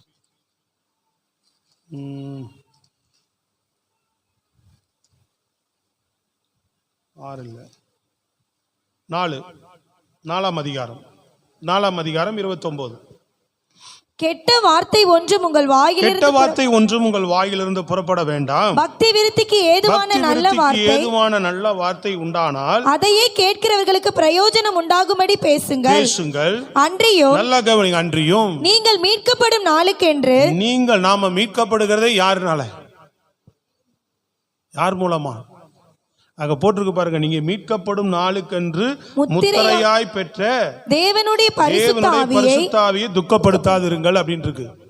நம்ம மேல முத்திரை போடப்பட்டது இவன் தேவனுடைய பிள்ளை புத்திரன் அப்படின்னு பரிசுத்தாவியின் மூலமாக தான் முத்திரையே நம்ம மேல விழுதான். கையை தட்டி சொல்லுங்க பாப்போம். அதனாலதான் சொன்னாரு, ஆவினாலும் ஜலத்தினாலும் ஆவினாலும் பிறவாவிட்டால் பரலோக ராஜ்யத்தில் பிரவேசிக்க முடியாதுன்றார். சத்தமா சொல்லுங்களேன். கரங்களை வைத்து அல்லேலூயா, கரங்களை ஒரு அசைத்து கர்த்தர் நாமத்துக்கு மகிமை உண்டாகட்டும். ஆமென். இப்போ முத்திரையே இயேசு பரலோகம் போனதுக்கு அப்புறம் நம்ம மேல விழுகிற முதல் முத்திரை என்னது? பரிசுத்தாவின் அபிஷேகம். இவன் என்னுடைய புத்திரன், என் பிள்ளை என்று நமக்கு முத்திரை போடப்படுகிறது. நீங்க மீட்கப்படும் நாளுக்கென்று ஆண்டவர் வரும்போது நம்ம எடுத்துக்கொள்ளப்படுவதற்காக கொடுக்கப்படுகிற பரிசுத்தாவியானவர். சரி, கீழே வாசிங்க பாப்போம். சகலவிதமான கசப்பும் கோபமும். நல்லா கவனிங்க. சகலவிதமான கசப்பு, கோபம், மூர்க்கம், கூக்குரல், தூஷணம். நான் வாசிக்கிற மற்ற எந்த துர்க்கணமும் உங்களை விட்டு நீங்க கடவது. ஒருவருக்கொருவர் தயவாய் மனதுருக்கமாயும் இருந்து கிறிஸ்துவுக்குள் தேவன் உங்களை மன்னிக்கிறது போல நீங்களும் ஒருவருக்கொருவர் மன்னியுங்கள். நல்லா கவனிங்க. பரிசுத்தாவியானவரை துக்கப்படுத்தாதிருங்க. நீங்க 31வது வசனத்துல சொல்லப்பட்ட கசப்பு, கோபம், மூர்க்கம், கூக்குரல், தூஷணம், துர்க்குணம், நிறைய தேவனுக்கு பிரியமில்லாத இந்த குணங்கள் இயேசுவிட்ட நம்ம மீட்பை பெற்றுக்கிறோம். நல்லா கவனிங்க. என்ன? இயேசுவிட்ட நம்ம விடுதலை பெற்றோம். ஆக்கினி தீர்ப்பிலிருந்து விடுதலை பெற்றோம். அப்புறம் சாத்தான்றிருந்து விடுதலை பெற்றோம். அடிமைத்தனத்திலிருந்து விடுதலை பெற்றுட்டோம். சத்தமா சொல்லுங்க அல்லேலூயா. விடுதலை பெற்று கிருபை பரிசுத்தாவியானவரை நமக்குள்ள தருகிறார் இல்லைங்களா? இந்த பரிசுத்தாவியானவர் நமக்குள்ள வந்ததுக்கு அப்புறம் நல்லா கவனிக்கணும். இந்த பரிசுத்தாவியானவர் எதுக்கு? பெற்றுக்கொள்ளனாலும் பெற்றுக்கொள்ளணும், பெற்றுக்கொண்டவர்கள் எதற்குன்னு விளங்கி கொள்ளணும். ரெண்டு பேருமே கவனிக்க வேண்டியது ரொம்ப அவசியம். சத்தமா ஒரு அல்லேலூயா ஆமென் சொல்லுங்க பாப்போம்.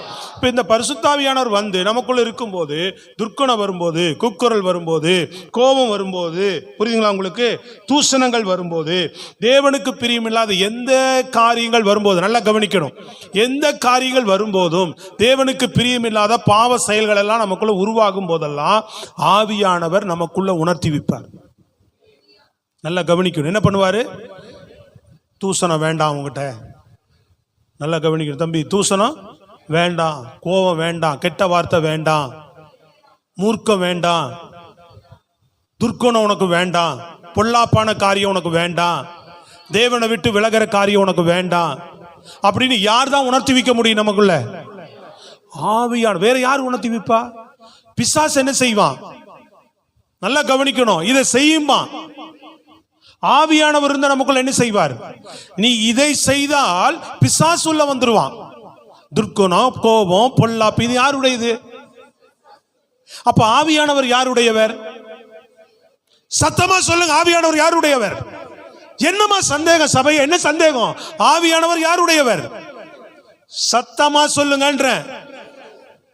என்ன சொல்றீங்க பாரு, அப்படியே ஒரு போல்டா ஒரு உற்சாகமா சொல்ல வேண்டாமா? நம்ம ஆவியானவர் யாருடையவர் கேட்டேன். சத்தமா ஊக்கமா சொல்லுங்கம்மா. யாருடையவர்? தேவனுடையவர். சொல்றதே தேவனுடையவர். தேவ பயத்தோடு நான் சொல்றதுதான் அதை திரும்ப திரும்ப நான் கேட்கிறேன். அம்மா யாரையோ சொல்ற தேவனுடையவர் அப்படி கதை சொல்ற மாதிரி கதையா சொல்லிட்டு இருக்கிறோங்க. யார் ஆவியானவர்? யாருடையவர்? பயபக்தியோட சொல்லணும், தேவனுடையவர் அவர். சொல்லுங்க நல்லா. அப்போ நமக்குள்ள இந்த தேவன் ஆவியானவர் இருக்கிறவர். இதெல்லாம் யாருடைய காரியம்? பிசாசனுடைய கிரியை. இவர் சொல்லுவார், இதெல்லாம் பிசாசனுடைய கிரியை, நீ இதிலிருந்து விடுதலை ஆயிட்ட. நல்லா கவனிக்கணும், இதிலிருந்து என்ன ஆயிடுச்சு? விடுதலை ஆயிட்ட. இது பாவத்துக்குரிய காரியம், இது நாளைக்கு உனக்கு ஆக்கினி தீர்ப்புக்குரிய காரியம். நல்லா கவனிக்கணும். இந்த காரியம் உன்னை வந்து பிசாசு உன்னை அடிமைப்படுத்துகிற காரியம். இதை செய்யாத. தேவனுடைய ஆவியானவர். இது தேவனுக்கு பிடிக்காது.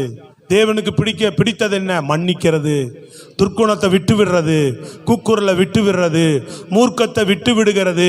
அப்போ ஆவியானவர் சத்தத்துக்கு இயேசுவின் நாமத்தினால கீழ்ப்படியும் போது மீண்டும் ஒரு விடுதலையை ஆவியானவர் நமக்குள்ள இதுல கட்டளையிடுகிறார். ஆவிக்குரிய விடுதலை, ஆவிக்குரிய வாழ்க்கையில விடுதலை. நல்ல ஜோரா கைத்தட்டி சொல்லலாம்.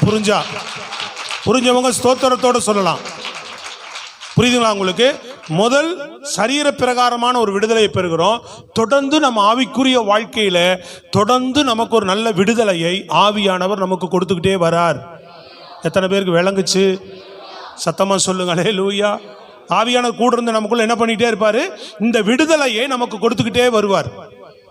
அப்ப நீ பாவம் செய்ய போகும்போது நீ யாருடைய உதவியை தேடணும்? ஆவியானவர் போகாத, அதை செய்யாத, அதை பார்க்காத, அதை பண்ணாதேன்னு கண்டிப்பா நமக்குள்ள உணர்த்தப்படுகிறோமா இல்லையா? அப்ப அதை நாம் அவித்து ஆவியானவருடைய சத்தத்தை விட்டுட்டு நம்ம அடுத்த ஒரு செயலை போய் செய்கிறோம் பாத்தீங்களா? அதுதான் பிசாசினுடைய கிரியை. இன்றைக்கு ஆவியானுடைய செயல் சபை நடுவில் ஏன் குறைந்து போயிருக்கிறது? ஏன் ஆவியானுடைய முழு செயல்பாடு இல்லை? தேவனுடைய கிரியை பலமா இல்லை. ஆவியானுடைய கிரியை பலமா சபை நடுவில் இல்லைன்னா எல்லாரும் என்ன பண்றாங்க? ஆவியானவர் சத்தத்துக்கு இன்னைக்கு செவி கொடுக்காம ஆவியான ஒரு வழிநடத்தல் இன்றைக்கு ஒரு விசுவாசிகளுக்குள்ள நம்ம உங்களை சொல்ல பொதுவா சொல்லுகிறேன் இல்லாத போனதினால பிசாசினுடைய கிரிகள் ஆதிக்கம் சபை நடுவில் மேலோங்கி இருக்கிறது. மன்னிக்க முடியல, துர்க்குணம் பெருசாயிருச்சு, பொல்லாப்பு பெருசாயிருச்சு, அல்லேலூயா, குக்குரல் பெருசாயிருச்சு, பிசாசினுடைய கிரிகள். அப்ப அது இருக்கும்போது யார் வருவா? சத்தமா சொல்லுங்க, யார் வருவா? அது யாருடைய கிரியை? அவன் இந்த கிரியை இருக்கும்போது அவன் ஆல்ரெடி கேட்பான், இந்த கிரி இருக்கு, நான் இவன்ட்ட வரக்கு எனக்கு ரைட்ஸ் இருக்குன்னு கேட்பான். ஹலோ, சொல்றது புரியுதுங்களாங்க? உங்களை அடுத்த லெவலுக்குள்ள நீங்க கோபம் கொண்டாலும் பாவம் செய்யாதிருங்கள். மேல சொல்றாரு பாருங்க 26ல, நீங்கள் கோபம் கொண்டாலும் பாவம் செய்யாதிருங்கள், சூரியன் அஸ்தமிக்கிறதுக்கு முன்னே உங்கள் எரிச்சல் தனிய கடவது. புரியுதுங்களா உங்களுக்கு? கோபம் வந்தாலும் பாவம் எப்படி செய்யாம இருக்க முடியும்? ஆவியானவருக்கு தேவனுக்கு பயந்து ஐயோ இதுக்கு மேல போக கூடாது அப்படின்னு உடனே நம்ம அதை மறந்து மன்னிக்கணுமா? சூரியன் அஸ்தமிக்கிறதுக்குள்ளன்றார். பகல்ல கோபம் வருதா, நைட்டு சூரியன் மறையறதுக்குள்ள கோபம் மறைஞ்சிடணும்ன்றார். உன் தப்பு காணா போயிடணும்ன்றார். அது மீறி இருந்தா என்ன ஆகும் புரியுதுங்களா உங்களுக்கு? அப்ப இவருக்கு இடம் கொடுக்காம நம்ம அவருக்கு அது அந்த காரியத்தை நம்ம செய்யும் போது பிசாசு தானாக என்ன செய்வான், உள்ள என்ட்ரி ஆயிடும். அல்லையிலே சொல்லுங்க பாப்போம். தானே எனக்கு ரைட்ஸ் இருக்குது, என் காரியம் என் கிரியா அவன் செய்யறான். அப்போ ஆவியானவர் அசுத்தம் உள்ள வரும்போது பரிசுத்தம் தானா வெளியில போகும். சொல்றது விளங்குதா உங்களுக்கு? அப்போ இதை நாம திரும்பவும் உணர்ந்து சொல்றது புரியுதுங்களா? ஆவியானவர் செயல்பாடு குறைஞ்சிரும். நம்ம உணர்ந்து சத்தியத்தை கேட்கும் போது மறுபடியும் நமக்கு அதான் வசனம் போதிக்கப்படுது. சொல்றது விளங்குதுங்களா? சத்தியத்தை கேட்கும் போது, வார்த்தை கேட்கும் போது, ஐயோ நான் தேவனை விட்டு தூரம் போறேன், சில காரியங்கள் சரியில்லை அப்படின்னு ஆண்டவர் நமக்குள்ள என்னென்ன பாயிண்ட்டுகள் பேசுறாரோ அப்பெல்லாம் நம்ம ஆவியில இருதயத்தில் உணர்த்தப்பட்டு ஒப்பு கொடுக்கும் போது, இயேசுவின் ரத்தத்தினால மீண்டும் நம் சுத்திகரிக்கப்படும் போது ஆவியானவர் மறுபடியும் நம்மை புதுப்பிக்க வல்லவராயிருக்கிறார், உயிர்ப்பிக்க வல்லவராயிருக்கிறார், எழுப்புவதற்கு வல்லவராயிருக்கிறார், உன்னை பயன்படுத்துவதற்கு வல்லவராயிருக்கிறார், உன்னை நடத்துவதற்கு வல்லவராயிருக்கிறார், மீண்டும் விசுவாசிக்க வைக்க, மீண்டும் கனிகளை கொடுக்க, வரங்களை கொடுக்க, வல்லமைகளை கொடுக்க, உன்னை முழு ஆளுகை. அப்ப ஆவியானுடைய ஆளுகை விட்டு நம்ம வெளியில போகாம பார்த்துக்கணும். சொல்றது எத்தனை பேருக்கு புரியுது? அடுத்த ஒரு பகுதியை படிங்க. நீங்க ரோமர் புஸ்தகம் 8ஆம் அதிகாரம் 1 படிங்க. இன்னும் 2-3 வசனங்கள் இருக்குது, நான் சொல்லி ஜெபிக்க விரும்புகிறேன். கூர்ந்து கவனிங்க, ரொம்ப முக்கியமான வார்த்தைகள். ரோமர் 8:1. ஆனபடியால் கிறிஸ்து இயேசுவுக்குட்பட்டவர்களாய் இருந்து மாம்சத்தின்படி நடவாமல் ஆவியின்படியே நடக்கிறவர்களுக்கு ஆக்கினை தீர்ப்பில்லை. பாத்தீங்களா? அல்லேலூயா. எதன்படி நடக்கிறவர்களுக்கு ஆக்கினை தீர்ப்பில்லைன்னு சொல்லப்படுது? ஆவியின்படி நம்ம நடந்தா என்ன இல்லை, ஆக்கினி தீர்ப்பு இல்லை. பின்பகுதியில் சொல்லப்படுது பாருங்க, 13வது வசனம் பாருங்க. மாம்சத்தின்படி பிழைத்தால் சாவீர்கள், மாம்சத்தின்படி பிழைத்தால் சாவீர்கள், ஆவியினாலே சரீரத்தின் செய்கைகளை அழித்தால் பிழைப்பீர்கள். நல்லா கவனிங்க, இந்த வசனம் ரொம்ப அருமையான வசனம்.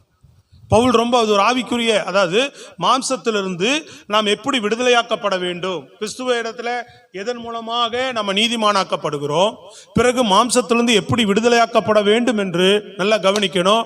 ரொம்ப அருமையாக அழகாக நமக்கு ரோமர் புஸ்தகமும் கலாத்தியர் புஸ்தகமும் சொல்லி கொடுத்துருக்குது. நீங்க ரோமர் கலாத்தியர் புஸ்தகத்தை நல்லா படிச்சீங்கன்னா நல்லா விளங்கும். நல்ல சத்தமா கைகளை வைத்து சொல்லுங்க, முழு பலத்தோடு சொல்லுங்க பார்ப்போம். சோத்திரம். கை கட்டக்கூடாதுப்பா, சும்மா ஜாலியாக கதாகலட்சம் கேட்கறதுக்கு வரல, வசனத்தை கேட்டு மனம் திரும்புறதுக்கு வந்திருக்கிறோம். கையை வைத்து நல்ல சத்தமாக சொல்லணும். சோத்திரம். Praise the Lord. நல்லா கவனிங்க வசனத்தை, தேவ பயத்தோடு கேளுங்க, ஆவியானவர் கவனிப்பார். நீங்கள் தேவ பயமற்றவர்களாய் தேவ வசனத்தை நகைக்கிறவர்களாகவோ அதை வேறு விதமாக சிந்திக்கிறவர்களாக இருந்தால் தேவனுடைய கோபாக்கினி அதிகமாக வரும். நல்லா கவனிச்சுக்கணும், சும்மா இல்லை. பயந்து உணர்ந்தா விடுதலை கிடைக்கும், எதிர்த்து நின்றால் அவ்வளவுதான், ரொம்ப கஷ்டம். அல்லேலூயா. ரொம்ப கவனத்தோட கர்த்தருடைய வார்த்தை கேளுங்க. நம்மளுடைய பிரயோஜனத்துக்காக தான் ஆண்டவர் நம்மோடு பேசிட்டு இருக்கிறார். கவனிக்கிறீங்களா? புரியுதா உங்களுக்கு? அப்போ இங்க நல்லா கவனிங்க, ரொம்ப அருமையான வசனம். மாம்சத்தின்படி பிழைத்தால் ஆவினாலே சரீரத்தின் செய்களை அழித்தால் பிழைப்பீர்கள். தெளிவா சொல்ற, மாம்சத்துல பிழைத்தா சாவீங்கன்னு அடிச்சு சொல்லுது பாருங்க வேதம். எதுல சாவு? ஆத்துமாவில சாவு. சொல்றது விளங்குதாங்க? நமக்கு ஆவிக்குரிய வாழ்க்கையில மீண்டும் என்ன வந்துருன்றாரு? நான் சொல்றது விளங்குதாங்க? முதல் கேட்டீங்கல்ல, நமக்குள்ள வருகிற காரியம் மாம்ச காரியம். ஹலோ, விளங்குதா? நல்லா சொல்றது புரியுதுங்களா? இந்த விடுதலை ஒரு விசுவாசிக்கு தேவை. இது சத்தியம். நீங்க கேட்க விரும்பினாலும் சரி, விரும்பா போனாலும் சரி, இன்னைக்கு சரீர பிரகாரமா வேறொருதோ விடுதலைய, வேறொரு அற்புதத்தில் எதிர்பார்க்கிறீங்கல்ல, எல்லாமே ஆவியானவர் சரியா உங்களுக்குள்ள இருந்தா அந்த அற்புதத்தை, இந்த விடுதலைய இயேசுவின் நாமத்தினால ரொம்ப லெகுவா உங்களுக்கு பெற்றுக் கொடுக்கக்கூடியவர். அற்புத அடையாளங்களுமே பரிசுத்த ஆவியின் மூலமா தான் கிடைக்குது. நல்ல சத்தமா சொல்லுங்கப்பா, நல்ல கரங்களை உயர்த்தி அல்லேலூயா முழு பலத்தோடு. இல்லைன்னா மற்ற நடக்கிற அற்புதங்கள்லாம் போலியான அற்புதங்கள் தான், பேரளவு மன திருப்தியில ஓடுற அற்புதங்கள் தான். தேவ சத்தியத்தின்படி தேவனுடைய நிச்சயமான அதிசயங்கள், அற்புதங்கள், அடையாளங்கள் ஆவியானவர் மட்டும்தான் கொடுக்கப்படுகிறது. அது நடத்தப்படும் போது நிச்சயமாய் நீங்க பெற்றுக்கொள்ள முடியும் அந்த விடுதலை. அவுட்ஸ்டாண்டிங் மிராக்கிள் சரீரத்தில் சுகம் கிடைக்கும். ஆவியானவருக்கு முழுவதும் நீங்க சார்ந்து வாழும் போது, இயேசு கிறிஸ்துவின் நாமத்தை விசுவாசிக்கும் போது ஆவியானவர் பரிபூர்ண சுகத்தையும் உங்களுக்கு கொடுக்கிறவர், விடுதலையை கொடுக்கிறவர். சொல்லுங்கள் அல்லேலூயா, சத்தமா சொல்லுங்க. ஆவியானவர் வந்ததுக்கு அப்புறம் தான் பேதுரு நிழல் பட்டு சுகமானாங்க. பேதுருடைய நிழல் பட்டு சுகமானாங்க. பவுலுடைய உருமலை தூக்கி போட்டு பிசாசுகள் ஓடி சுகமாச்சு. சொல்லுங்க சொல்லுங்க அல்லேலூயா. இயேசுவின் நாமத்தினாலே தேவனுடைய ஆவியான நமக்குள்ள தேவ ஆவியானவர், புரியுதுங்களா, நிறைந்திருப்பதினாலே அந்த நிறைவில் இயேசுவின் நாமத்தினால் விசுவாசம் வைத்து நம் சரீரத்தை ஒப்பு கொடுக்கும் போது ஆவியானவர் நம் சரீரத்துக்குள்ள அவர் வல்லமை பலமாய் கிரியை செய்து நமக்கு வேண்டிய சுகத்தை தருவார். நமக்கு வேண்டிய விடுதலை கட்டுகளை உடைத்து நல்ல விடுதலைகளை கொடுப்பார். நமக்கு வேண்டிய அற்புதங்களை இயேசுவின் நாமத்தினாலே அவர் நமக்குள்ள கிரியை செய்வார். ஞானம், அறிவு, புத்தி எல்லாம் நிறைய விஷயங்கள் இதுக்குள்ள அடங்கி இருக்கு. அப்ப இதுக்கு நம்ம செய்ய வேண்டியது என்ன? நமக்குள்ள எழும்புகிற மாம்ச காரியங்கள் பாத்தீங்களா, துர்க்கணம், பொல்லாப்பு, இந்த மாதிரி நிறைய விஷயங்கள், பாவ காரியங்கள், மாம்சத்துக்குரிய காரியங்கள் நமக்குள்ள வருது இல்லைங்களா? இது என்ன செய்ய சொல்றாரு? ஆவியினாலே. சொல்லுங்க, சத்தமா சொல்லுங்க. பரிசுத்தாவி நம்ம பெறணும் இல்லைங்களா? இந்த பரிசுத்தாவின் உதவியோடு தான் நீ என்ன செய்யணும்ன்றாரு? உனக்குள்ள மாம்சத்துல உண்டாகிற செயல்களை நீ அழிக்கணும்ன்றாரு. அழித்தா என்ன செய்வ? பிழைப்ப. நீ அழிக்கலைன்னு சாவ அப்படின்னு வேதம் சொல்லுது. சோத்திரம், அல்லேலூயா. அடுத்த ஒரு வசனம் வாசிங்க பார்ப்போம். கலாத்தியர் புஸ்தகம் ரொம்ப முக்கியமான பகுதி இல்லையா அது? 5ஆம் அதிகாரம் 16ஆம் வசனம் வாசிங்க பார்ப்போம். கலாத்தியர் 5:16. பின்னும் நான் சொல்லுகிறது என்னவென்றால் ஆவிக்கேற்றபடி நடந்து கொள்ளுங்கள்.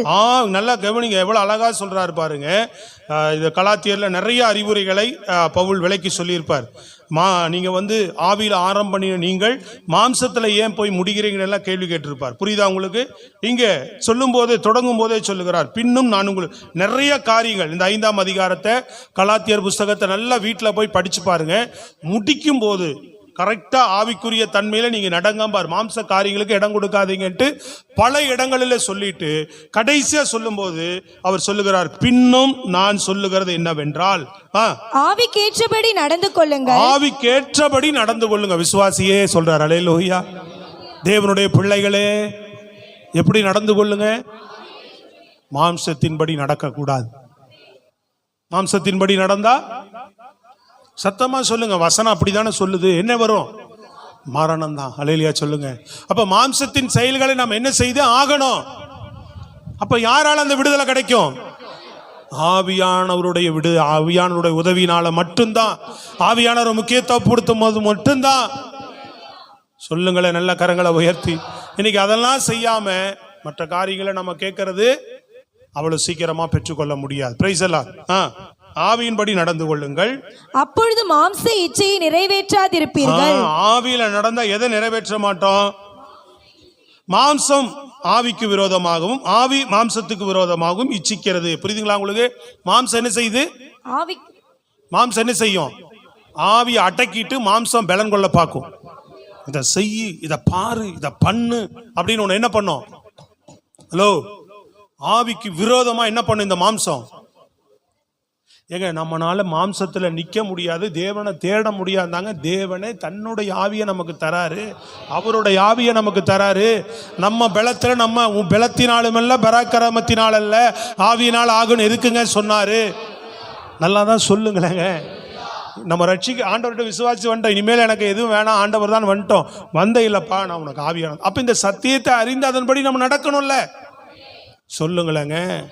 இப்போ இதை தான் அறிஞ்சு நடக்கணும். நம்முடைய பிரயோஜனுக்காக தான் கொடுக்குறா. நீ என்கிட்ட வரதுக்கு, நீ என்னிடத்துல கிட்டி சேர்வதற்கு, என்னிடத்துல எல்லா ஆசீர்வாத நன்மைகளை பெற்றுக்கொள்வதற்கு இந்த ஆவியானவர் உனக்கு முழு உதவி செய்வார். அப்போ நம்ம ஆவிலேயே நீங்க என்ன பண்ணணும்? விசுவாசி நடத்தப்பட்டா இங்க பூமியில எல்லாம் நிறைவோடும் கத்தரோடு கூட நடந்து எல்லா ஆசீர்வாதத்தோடு வாழ்ந்து நித்திய ஜீவனுக்குள்ளாக ஒரு கொண்டு போய் கண்டிப்பா நம்மளை சேர்க்கக்கூடியவர் தான் பரிசுத்த ஆவியானவர். ஸ்தோத்திரம், அல்லேலூயா. அப்ப அங்க சொல்றாரு பாருங்க, மாம்சத்துக்கு விரோதமா ஆவிய என்ன, மாம்சம் என்ன செஞ்சுட்டே இருக்கு? எப்பவுமே ஆவிக்கு விரோதமா போராடி உங்களை அடக்கும். அதெல்லாம் இன்னும் பரவாயில்ல, விடு, ஜெபிக்காட்டி என்ன, தூங்கு கொஞ்ச நேரம். அல்லேலூயா. சபைக்கு போகாட்டி என்ன, தூங்கு கொஞ்சம். அல்லேலூயா சொல்லுங்க. சோம்பேறித்தனத்தையும் பலவீனத்தையும் அசதிகளையும் நிர்விசாரங்களையும் அப்பதானே உங்களை என்ன பண்ண முடியும்? மாம்சம் பலன் கொண்டுருச்சுனாவே பொல்லாத ஆவி ஈஸியா உங்களை பலன் கொண்டுருவான். ஆவி பலன் கொண்டுருச்சுன்னா பொல்லாத ஆவியை நீங்க பலன் கொண்டுருவீங்க. எது தேவை நீங்களே முடிவு பண்ணிக்கங்க. புரியுதுங்களாங்க? இந்த ரகசியம் பெரியுது. சத்தமா சொல்லுங்க பாப்போம். கீழே வாசிங்க பாப்போம் தொடர்ந்து. ஆவியினால் நடத்தப்படுவீர்களானால் நீங்கள் நியாயப்பிரமாணத்திற்கு கீழ்ப்பட்டவர்கள் அல்ல, மாம்சத்தின் கிரியைகள் வெளியரங்கமா இருக்கின்றன. மாம்சத்தின் கிரிகள் எல்லாம் அழகா சொல்றாரு பாருங்க. என்னென்ன இருக்கு? அவை யாவன: வேசித்தனம், அசுத்தம், காமவிகாரம், விக்கிரகாராதனை, பில்லி சூனியம், பகைகள், விரோதங்கள், வைராக்கியங்கள், கோபங்கள், சண்டைகள், பிரிவினைகள், மார்க்கு போதங்கள், பொறாமைகள், கொலைகள், வெறிகள், களியாட்டங்கள். லைனா லிஸ்ட் கொடுக்கிறார். இதெல்லாம் என்னது? குடி, வேசித்தனம், விபச்சாரம், விக்கிரகாராதனை, பில்லி சூனியம், கோபம், சண்டை, பிரிவினை, பகை, கசப்பு. ஹலோ, இதெல்லாம் மாம்சத்தின் கிரியை. வெளியங்கரமா இருக்கு, எல்லாத்துக்கும் ஓப்பனா தெரியும்ன்றார். சத்தமா நல்லா. ஆனா ஆவியின் கனியை சொல்றாரு பாருங்க. ஆவியின் கனியோ நல்லா கவனிங்க: அன்பு, சமாதானம், நீடிய பொறுமை, தயவு, நற்குணம், விசுவாசம், சாந்தம், இச்சையடக்கம். இப்படிப்பட்டவர்களுக்கு விரோதமான பிரமாணம் ஒன்றுமில்லை. கிறிஸ்துவுடையவர்கள் தங்கள் மாம்சத்தையும் அதன் ஆசை இச்சைகளையும் சிலுவையில் அறைந்திருக்கிறார்களே. நாம் ஆவியில பிழைத்திருந்தால் ஆவிக்கேற்றபடி நடக்கவும் கடவோ. நம்ம பாவத்தை மன்னிச்சு நம்முடைய பழைய வாழ்க்கையெல்லாம் சிலுவையில முன்னமே நம்ம என்ன பண்ணிட்டோம்? கிறிஸ்துவுக்குள்ள வரும்போதே எல்லாம் மறிச்சு அடக்கம் பண்ணியாச்சு. சொல்லுங்க அல்லேலூயா. மீண்டும் நமக்குள்ள எழும்பும் போதெல்லாம் ஆவியானவர் அதை செய்ய விடாதபடி அதிலிருந்து நமக்கு ஒரு விடுதலையை கொடுத்து எதுக்கு நேரா நம்ம நடத்திக்கிட்டே இருப்பார்?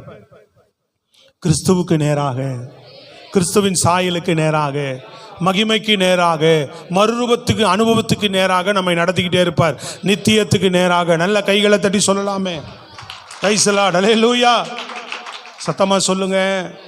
ஆமா, கடைசியா 2 வசனங்களை வாசித்து ஜெபிக்க போகிறோம். 6ஆம் அதிகாரம், ரோமர் புஸ்தகம், ரோமர் 6:22 வாசிங்க பார்ப்போம். கடைசி வார்த்தை வாசித்து ஜெபிக்கிறேன். இப்பொழுது நீங்கள் பாவத்தினின்று விடுதலையாக்கப்பட்டு தேவனுக்கு அடிமைகள் ஆனதினால். இப்பொழுது நீங்க எதிலிருந்து விடுதலையாக்கப்பட்டு? பாவத்தினின்று விடுதலையாக்கப்பட்டு தேவனுக்கு அடிமைகள் ஆனதினால். தேவனுக்கு அடிமைகள் ஆனதினால் பரிசுத்தமாகுதல் உங்களுக்கு கிடைக்கும் பலன். ஆமென். அல்லேலூயா. பரிசுத்தமாகுதல் உங்களுக்கு கிடைத்த பலன் முடிவோ நித்திய ஜீவன். நித்திய ஜீவன். இப்ப எதுல நம்ம அடிமைகளா இருக்கிறோம்? முதல்ல எதுக்கு அடிமையா இருந்தோம்? சொல்லுங்க. பாவத்துக்கு முன்னே நம்ம அடிமையா இருந்தோம். இப்ப நம்ம யாருக்கு அடிமையா ஆவியானவர் நம்மை அர்ப்பணிக்க வைப்பார்? தேவனுக்கு அடிமையாக. எதுக்கு? நீதிக்கு, நீதியை நடப்பிக்கும்படி, தேவனுடைய கிரிகளை நடப்பிக்கும்படி ஆவியானவர் நம்ம யாருக்கு நேரம் அடிமையா நடத்துவார்? ஆமா, பிசாசுக்கு அடிமையா நடத்த மாட்டார். அவர் யாருக்கு அடிமையா நம்மளை மாற்றுவார்? பிசாசுக்கு அடிமையா இருந்த நம்மளை தேவனுக்கு அடிமையா நம்மளை மாற்றுவார். இதனுடைய பலன் என்னன்னா நித்திய ஜீவன் சொல்றார். கரங்களை வைத்து சத்தமா சொல்லுங்க. கரங்களை வைத்து அல்லேலூயா. அப்ப இந்த ஆவியானுடைய தன்மையை நம்ம அறிந்து கொள்ளணும். Praise God. அல்லேலூயா. நிறைய பேர் குழம்பிக்கிறோம். ஆவியானவர்னா ஆவியானவர் கூப்பிடுறதா, அவரை கூப்பிடுறதா, இவரை கூப்பிடுறதா? அல்லேலூயா. சொல்லுங்க பார்ப்போம். யாரையும் கூப்பிடுவோம்? எல்லாத்துக்கும் இயேசுதான் மையம். அவர் நாமந்தான் எல்லாமே. அவர் நாமத்தினாலே நமக்கு அருளப்பட்ட பரிசுத்த ஆவியானவர் நமக்கு எல்லா விதத்திலும் உதவி செய்யக்கூடியவர். அப்போ நீங்க உள்ள இருக்கிற ஆவியானவர் கொஞ்சம் அபிஷேகம் பெற்றவங்க என்ன பண்ணுங்க? இந்த அபிஷேகத்தை பெற்றவங்க ஆவியானவருக்கு இடம் கொடுங்க. ஒரு காரியத்தையும் ஆவியிலே நிதானியுங்கள்னு சொல்லப்படுது. நீ ஒரு தொழில் தொடங்கிறதுக்கு முன்னாடி, ஒரு வேலை தொடங்கிறதுக்கு முன்னாடி, ஒரு காரியத்தை நீ செய்யறதுக்கு முன்னாடி ஆவியில நிதானி. ஆவியானவர் இதை நான் செய்யலாமா? தேவனுக்கு விருப்பமா? தேவனுக்கு சித்தமா? கையை வைத்து சொல்லுங்க பாப்பா. இப்ப ஆவியில நிதானிக்கிறதே இல்லை, நம்ம அறிவுல நிதானிக்கிறோம். இப்ப எல்லாமே ஹலோ, நம்ம எல்லா காரியத்தை எதில் நிதானிக்கிறோம்? அறிவுல நிதானிக்கிறோம். ஆவியானவர் நடத்துதல் என்ன? அதுல நிதானிக்கிறியா? தேவ சித்தமா இது? தேவ நடத்துதலா? ஆவியில் நிதானிக்கிற எல்லாத்தையும். ஒரு பொண்ணு பார்க்க போறனா கூட எதை பார்ப்பான்? நம்மாலு அழகை பார்ப்பான், முடி நீட்டா இருக்குதான்னு பார்ப்பான். அறிவுல தான் நிதானிப்பான். ஹலோ, சொல்றது விளங்குதாங்க? நம்ம மாம்சம் சரீரத்துல தான் பார்க்கிறோம், அறிவுல பார்க்கிறோம் அதை. அல்லேலூயா. ஆனா ஆவியில அதோடு கூட என்னத்தை பார்க்கணும்? இது தேவ சித்தமா? எனக்கு நீ அழக தப்பு இல்லை, பார்க்கறது ஏதோ தகுதியா சில விஷயங்களை பார்க்கறதோ கேட்க. ஆனா தேவ சித்தமா? ஒரு வேலையை பார்க்கறது தேவ சித்தமான ஆவியில நிதானிக்கிறியா, உன் அறிவில் நிதானிச்சுக்கிறியா? உலகத்தில் இருக்கிறவன் அறிவு பிரகாரமா இது இல்லைன்னா அது அப்படி போயிட்டே இருக்கிறான். சொல்லுங்க அல்லேலூயா. நீ ஆவியில நிதானிக்கிறியா? ஒரு விஷயத்தையும்? ஆவிக்குரியவன் எல்லாவற்றையும் நிதானித்து அறிகிறான்னு சொல்லப்பட்டிருக்கிறது. சத்தமா சொல்லுங்க. நிதானமற்று பேசுகிறோம், இன்றைக்கு நிதானமற்று ஓடுகிறோம், நிதானமற்று செயல்படுகிறோம். ஆவியில நடத்தப்படுகிற ஒரு அனுபவமே திருச்சபைகளுக்குள்ளாக, விசுவாசிகளுக்குள்ளாக இந்த காலகட்டத்தில் இல்லாமல் போய்விட்டது. சபையில ஊழியம் செய்கிறவர்கள் வரைக்கும் இன்க்ளூடிங் இல்லாம போயிருச்சு. ஊழியம் செய்கிறோம், அவ்வளவுதான். ஆவியான நடத்தலின்படி செய்யறோமா? ஆவியான நடத்தல பெற்றுக்கொள்ளுகிறோமா? இங்க வந்து பாட்டு பாடும் போது ஆவியானவரை சார்ந்து நிற்கிறோமா? இசை வாசிக்கிறோம், ஆவியானவரை சார்ந்து நிற்கிறோமா? வீட்டுக்கு ஜெபிக்க போறோம், ஆவியானவர் உதவியோடு போறோமா? சுவிசேஷம் சொல்ல போறோம், ஆவியானோட உதவியோடு போறோமா? இல்ல எப்படி வாழ்ந்துட்டு எப்படி இருந்துட்டு நம்ம பாட்டுக்கு வந்து பாட்டு பாடுறோமா? பல எண்ணங்களை, பல காரியங்களை, குழப்பங்களை, நம்மள அவிசுவாசியா இருந்துட்டு விசுவாசம் இல்லாத தன்மையோடு வந்து நின்று பாட்டு பாடிட்டு இருக்கிறோமா? எங்க கிரியை நடக்கும்? இப்படி போய் ஒரு வீட்டுல ஜெபம் பண்ணா அந்த வீடு எப்படி விடுதலையாக்கப்படும்? இப்படி போய் சுவிசேஷம் சொன்னா ஒரு ஆத்துமா எப்படி ரட்சிக்கப்படும்? ஹலோ, இப்ப ஆவியில நடத்தப்படாம தேவ சமூகத்துல போய் இயேசுவே இயேசுவேன்னு கூப்பிட்டா அவர் சொல்லுவார். சொல்லுங்க அல்லேலூயா. இயேசுவே எனக்கு உதவி செய்யுங்க, எனக்கு அந்த காரியம் செய்யுங்க, இந்த காரியம் செய்யுங்கன்னா உனக்கு ஆவியானவரை கொடுத்துருக்கிறேன். அல்லேலூயா. அவர்கிட்ட நிதானிச்சு நடந்து சொல்றது புரியுதுங்களா உங்களுக்கு?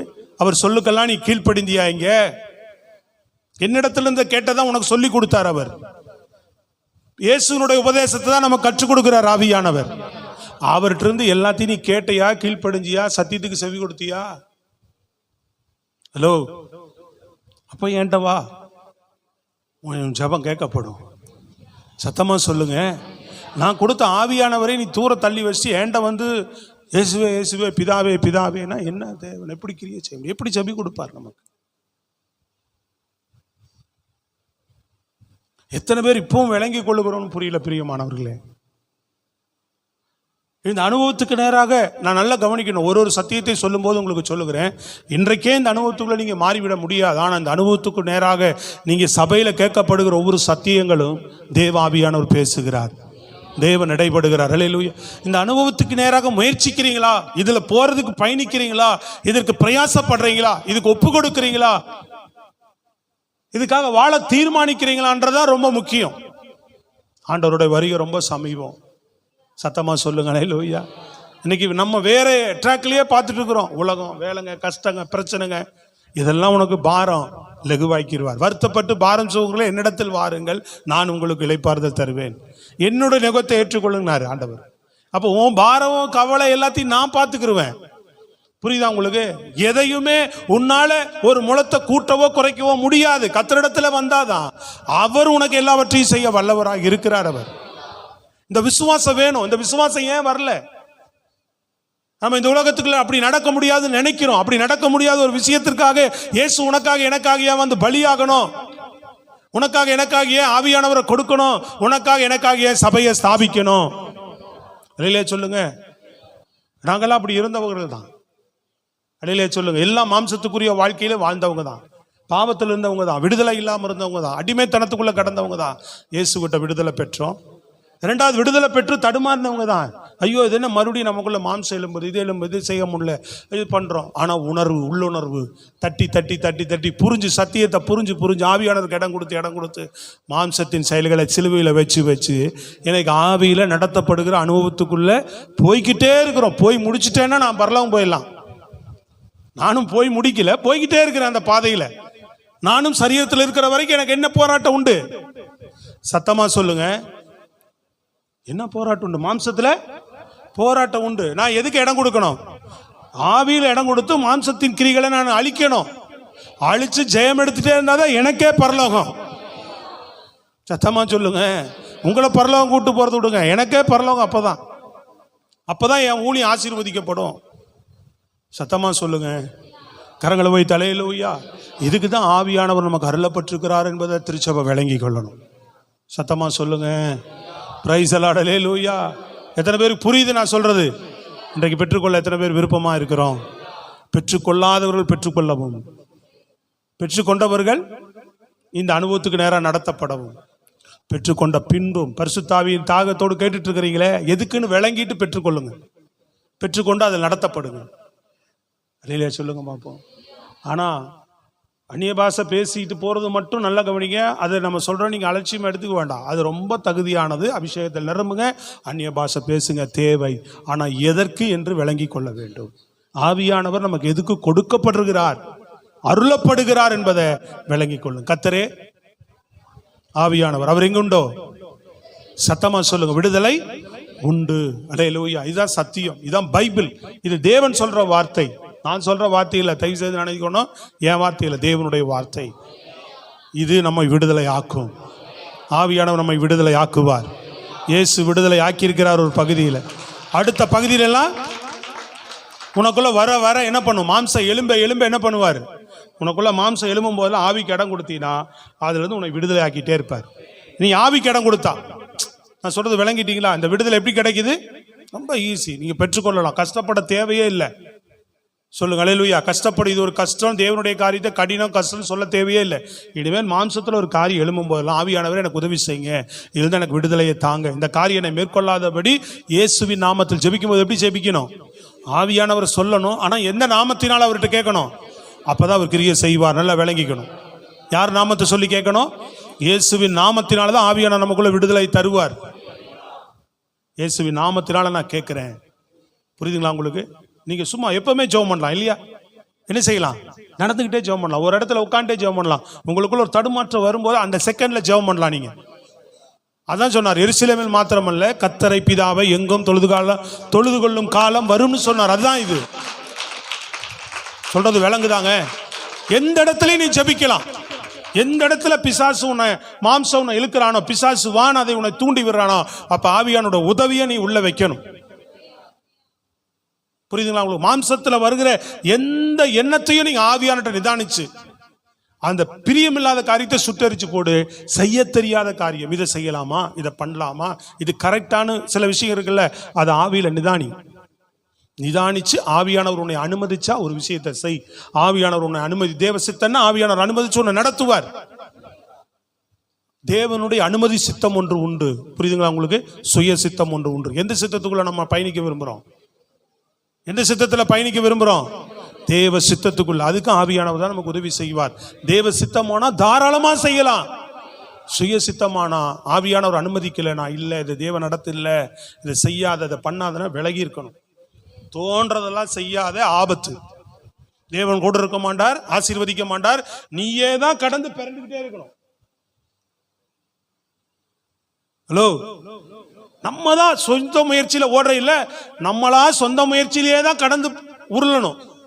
ஆசீர்வாதத்துக்காக, தேவைக்காக, முன்னேற்றத்துக்காக, உயர்வுக்காக. அப்புறம் ஆசை, ஏசப்பா எனக்கு ஒன்றும் செய்யலன்னு சொல்லி அவர் நாமத்தை நீ தேர்றதுனால அவர் நாமம் மூலமா தூசிக்கப்பட்டு இப்படியெல்லாம் நடக்கும். நிதானிச்சு ஓடு. இல்லையா? சொல்லுங்க பாப்பா. நீ ஆசீர்வதிக்கப்படுவே, உன்னால் ஆண்டவர் நாமமும் மகிமைப்படும். கையை வைத்து நல்லா சொல்லுங்க. இதுக்கு தாங்க ஆவியானவர் நமக்கு இருக்கிறார்ல. சத்தியத்தை அறிஞ்சிருக்கிறோமா? Price God. அல்லேலூயா. சொல்லுங்க, எல்லாம் எழும்பி நிற்போமா? Price God. ஒரு 2 நிமிடம் நீங்களே ஒரு சின்ன ஜெபம் பண்ணுங்க பார்ப்போம். நேரம் இல்லை எனக்கு உங்களை அபிஷேகத்தில் நடத்த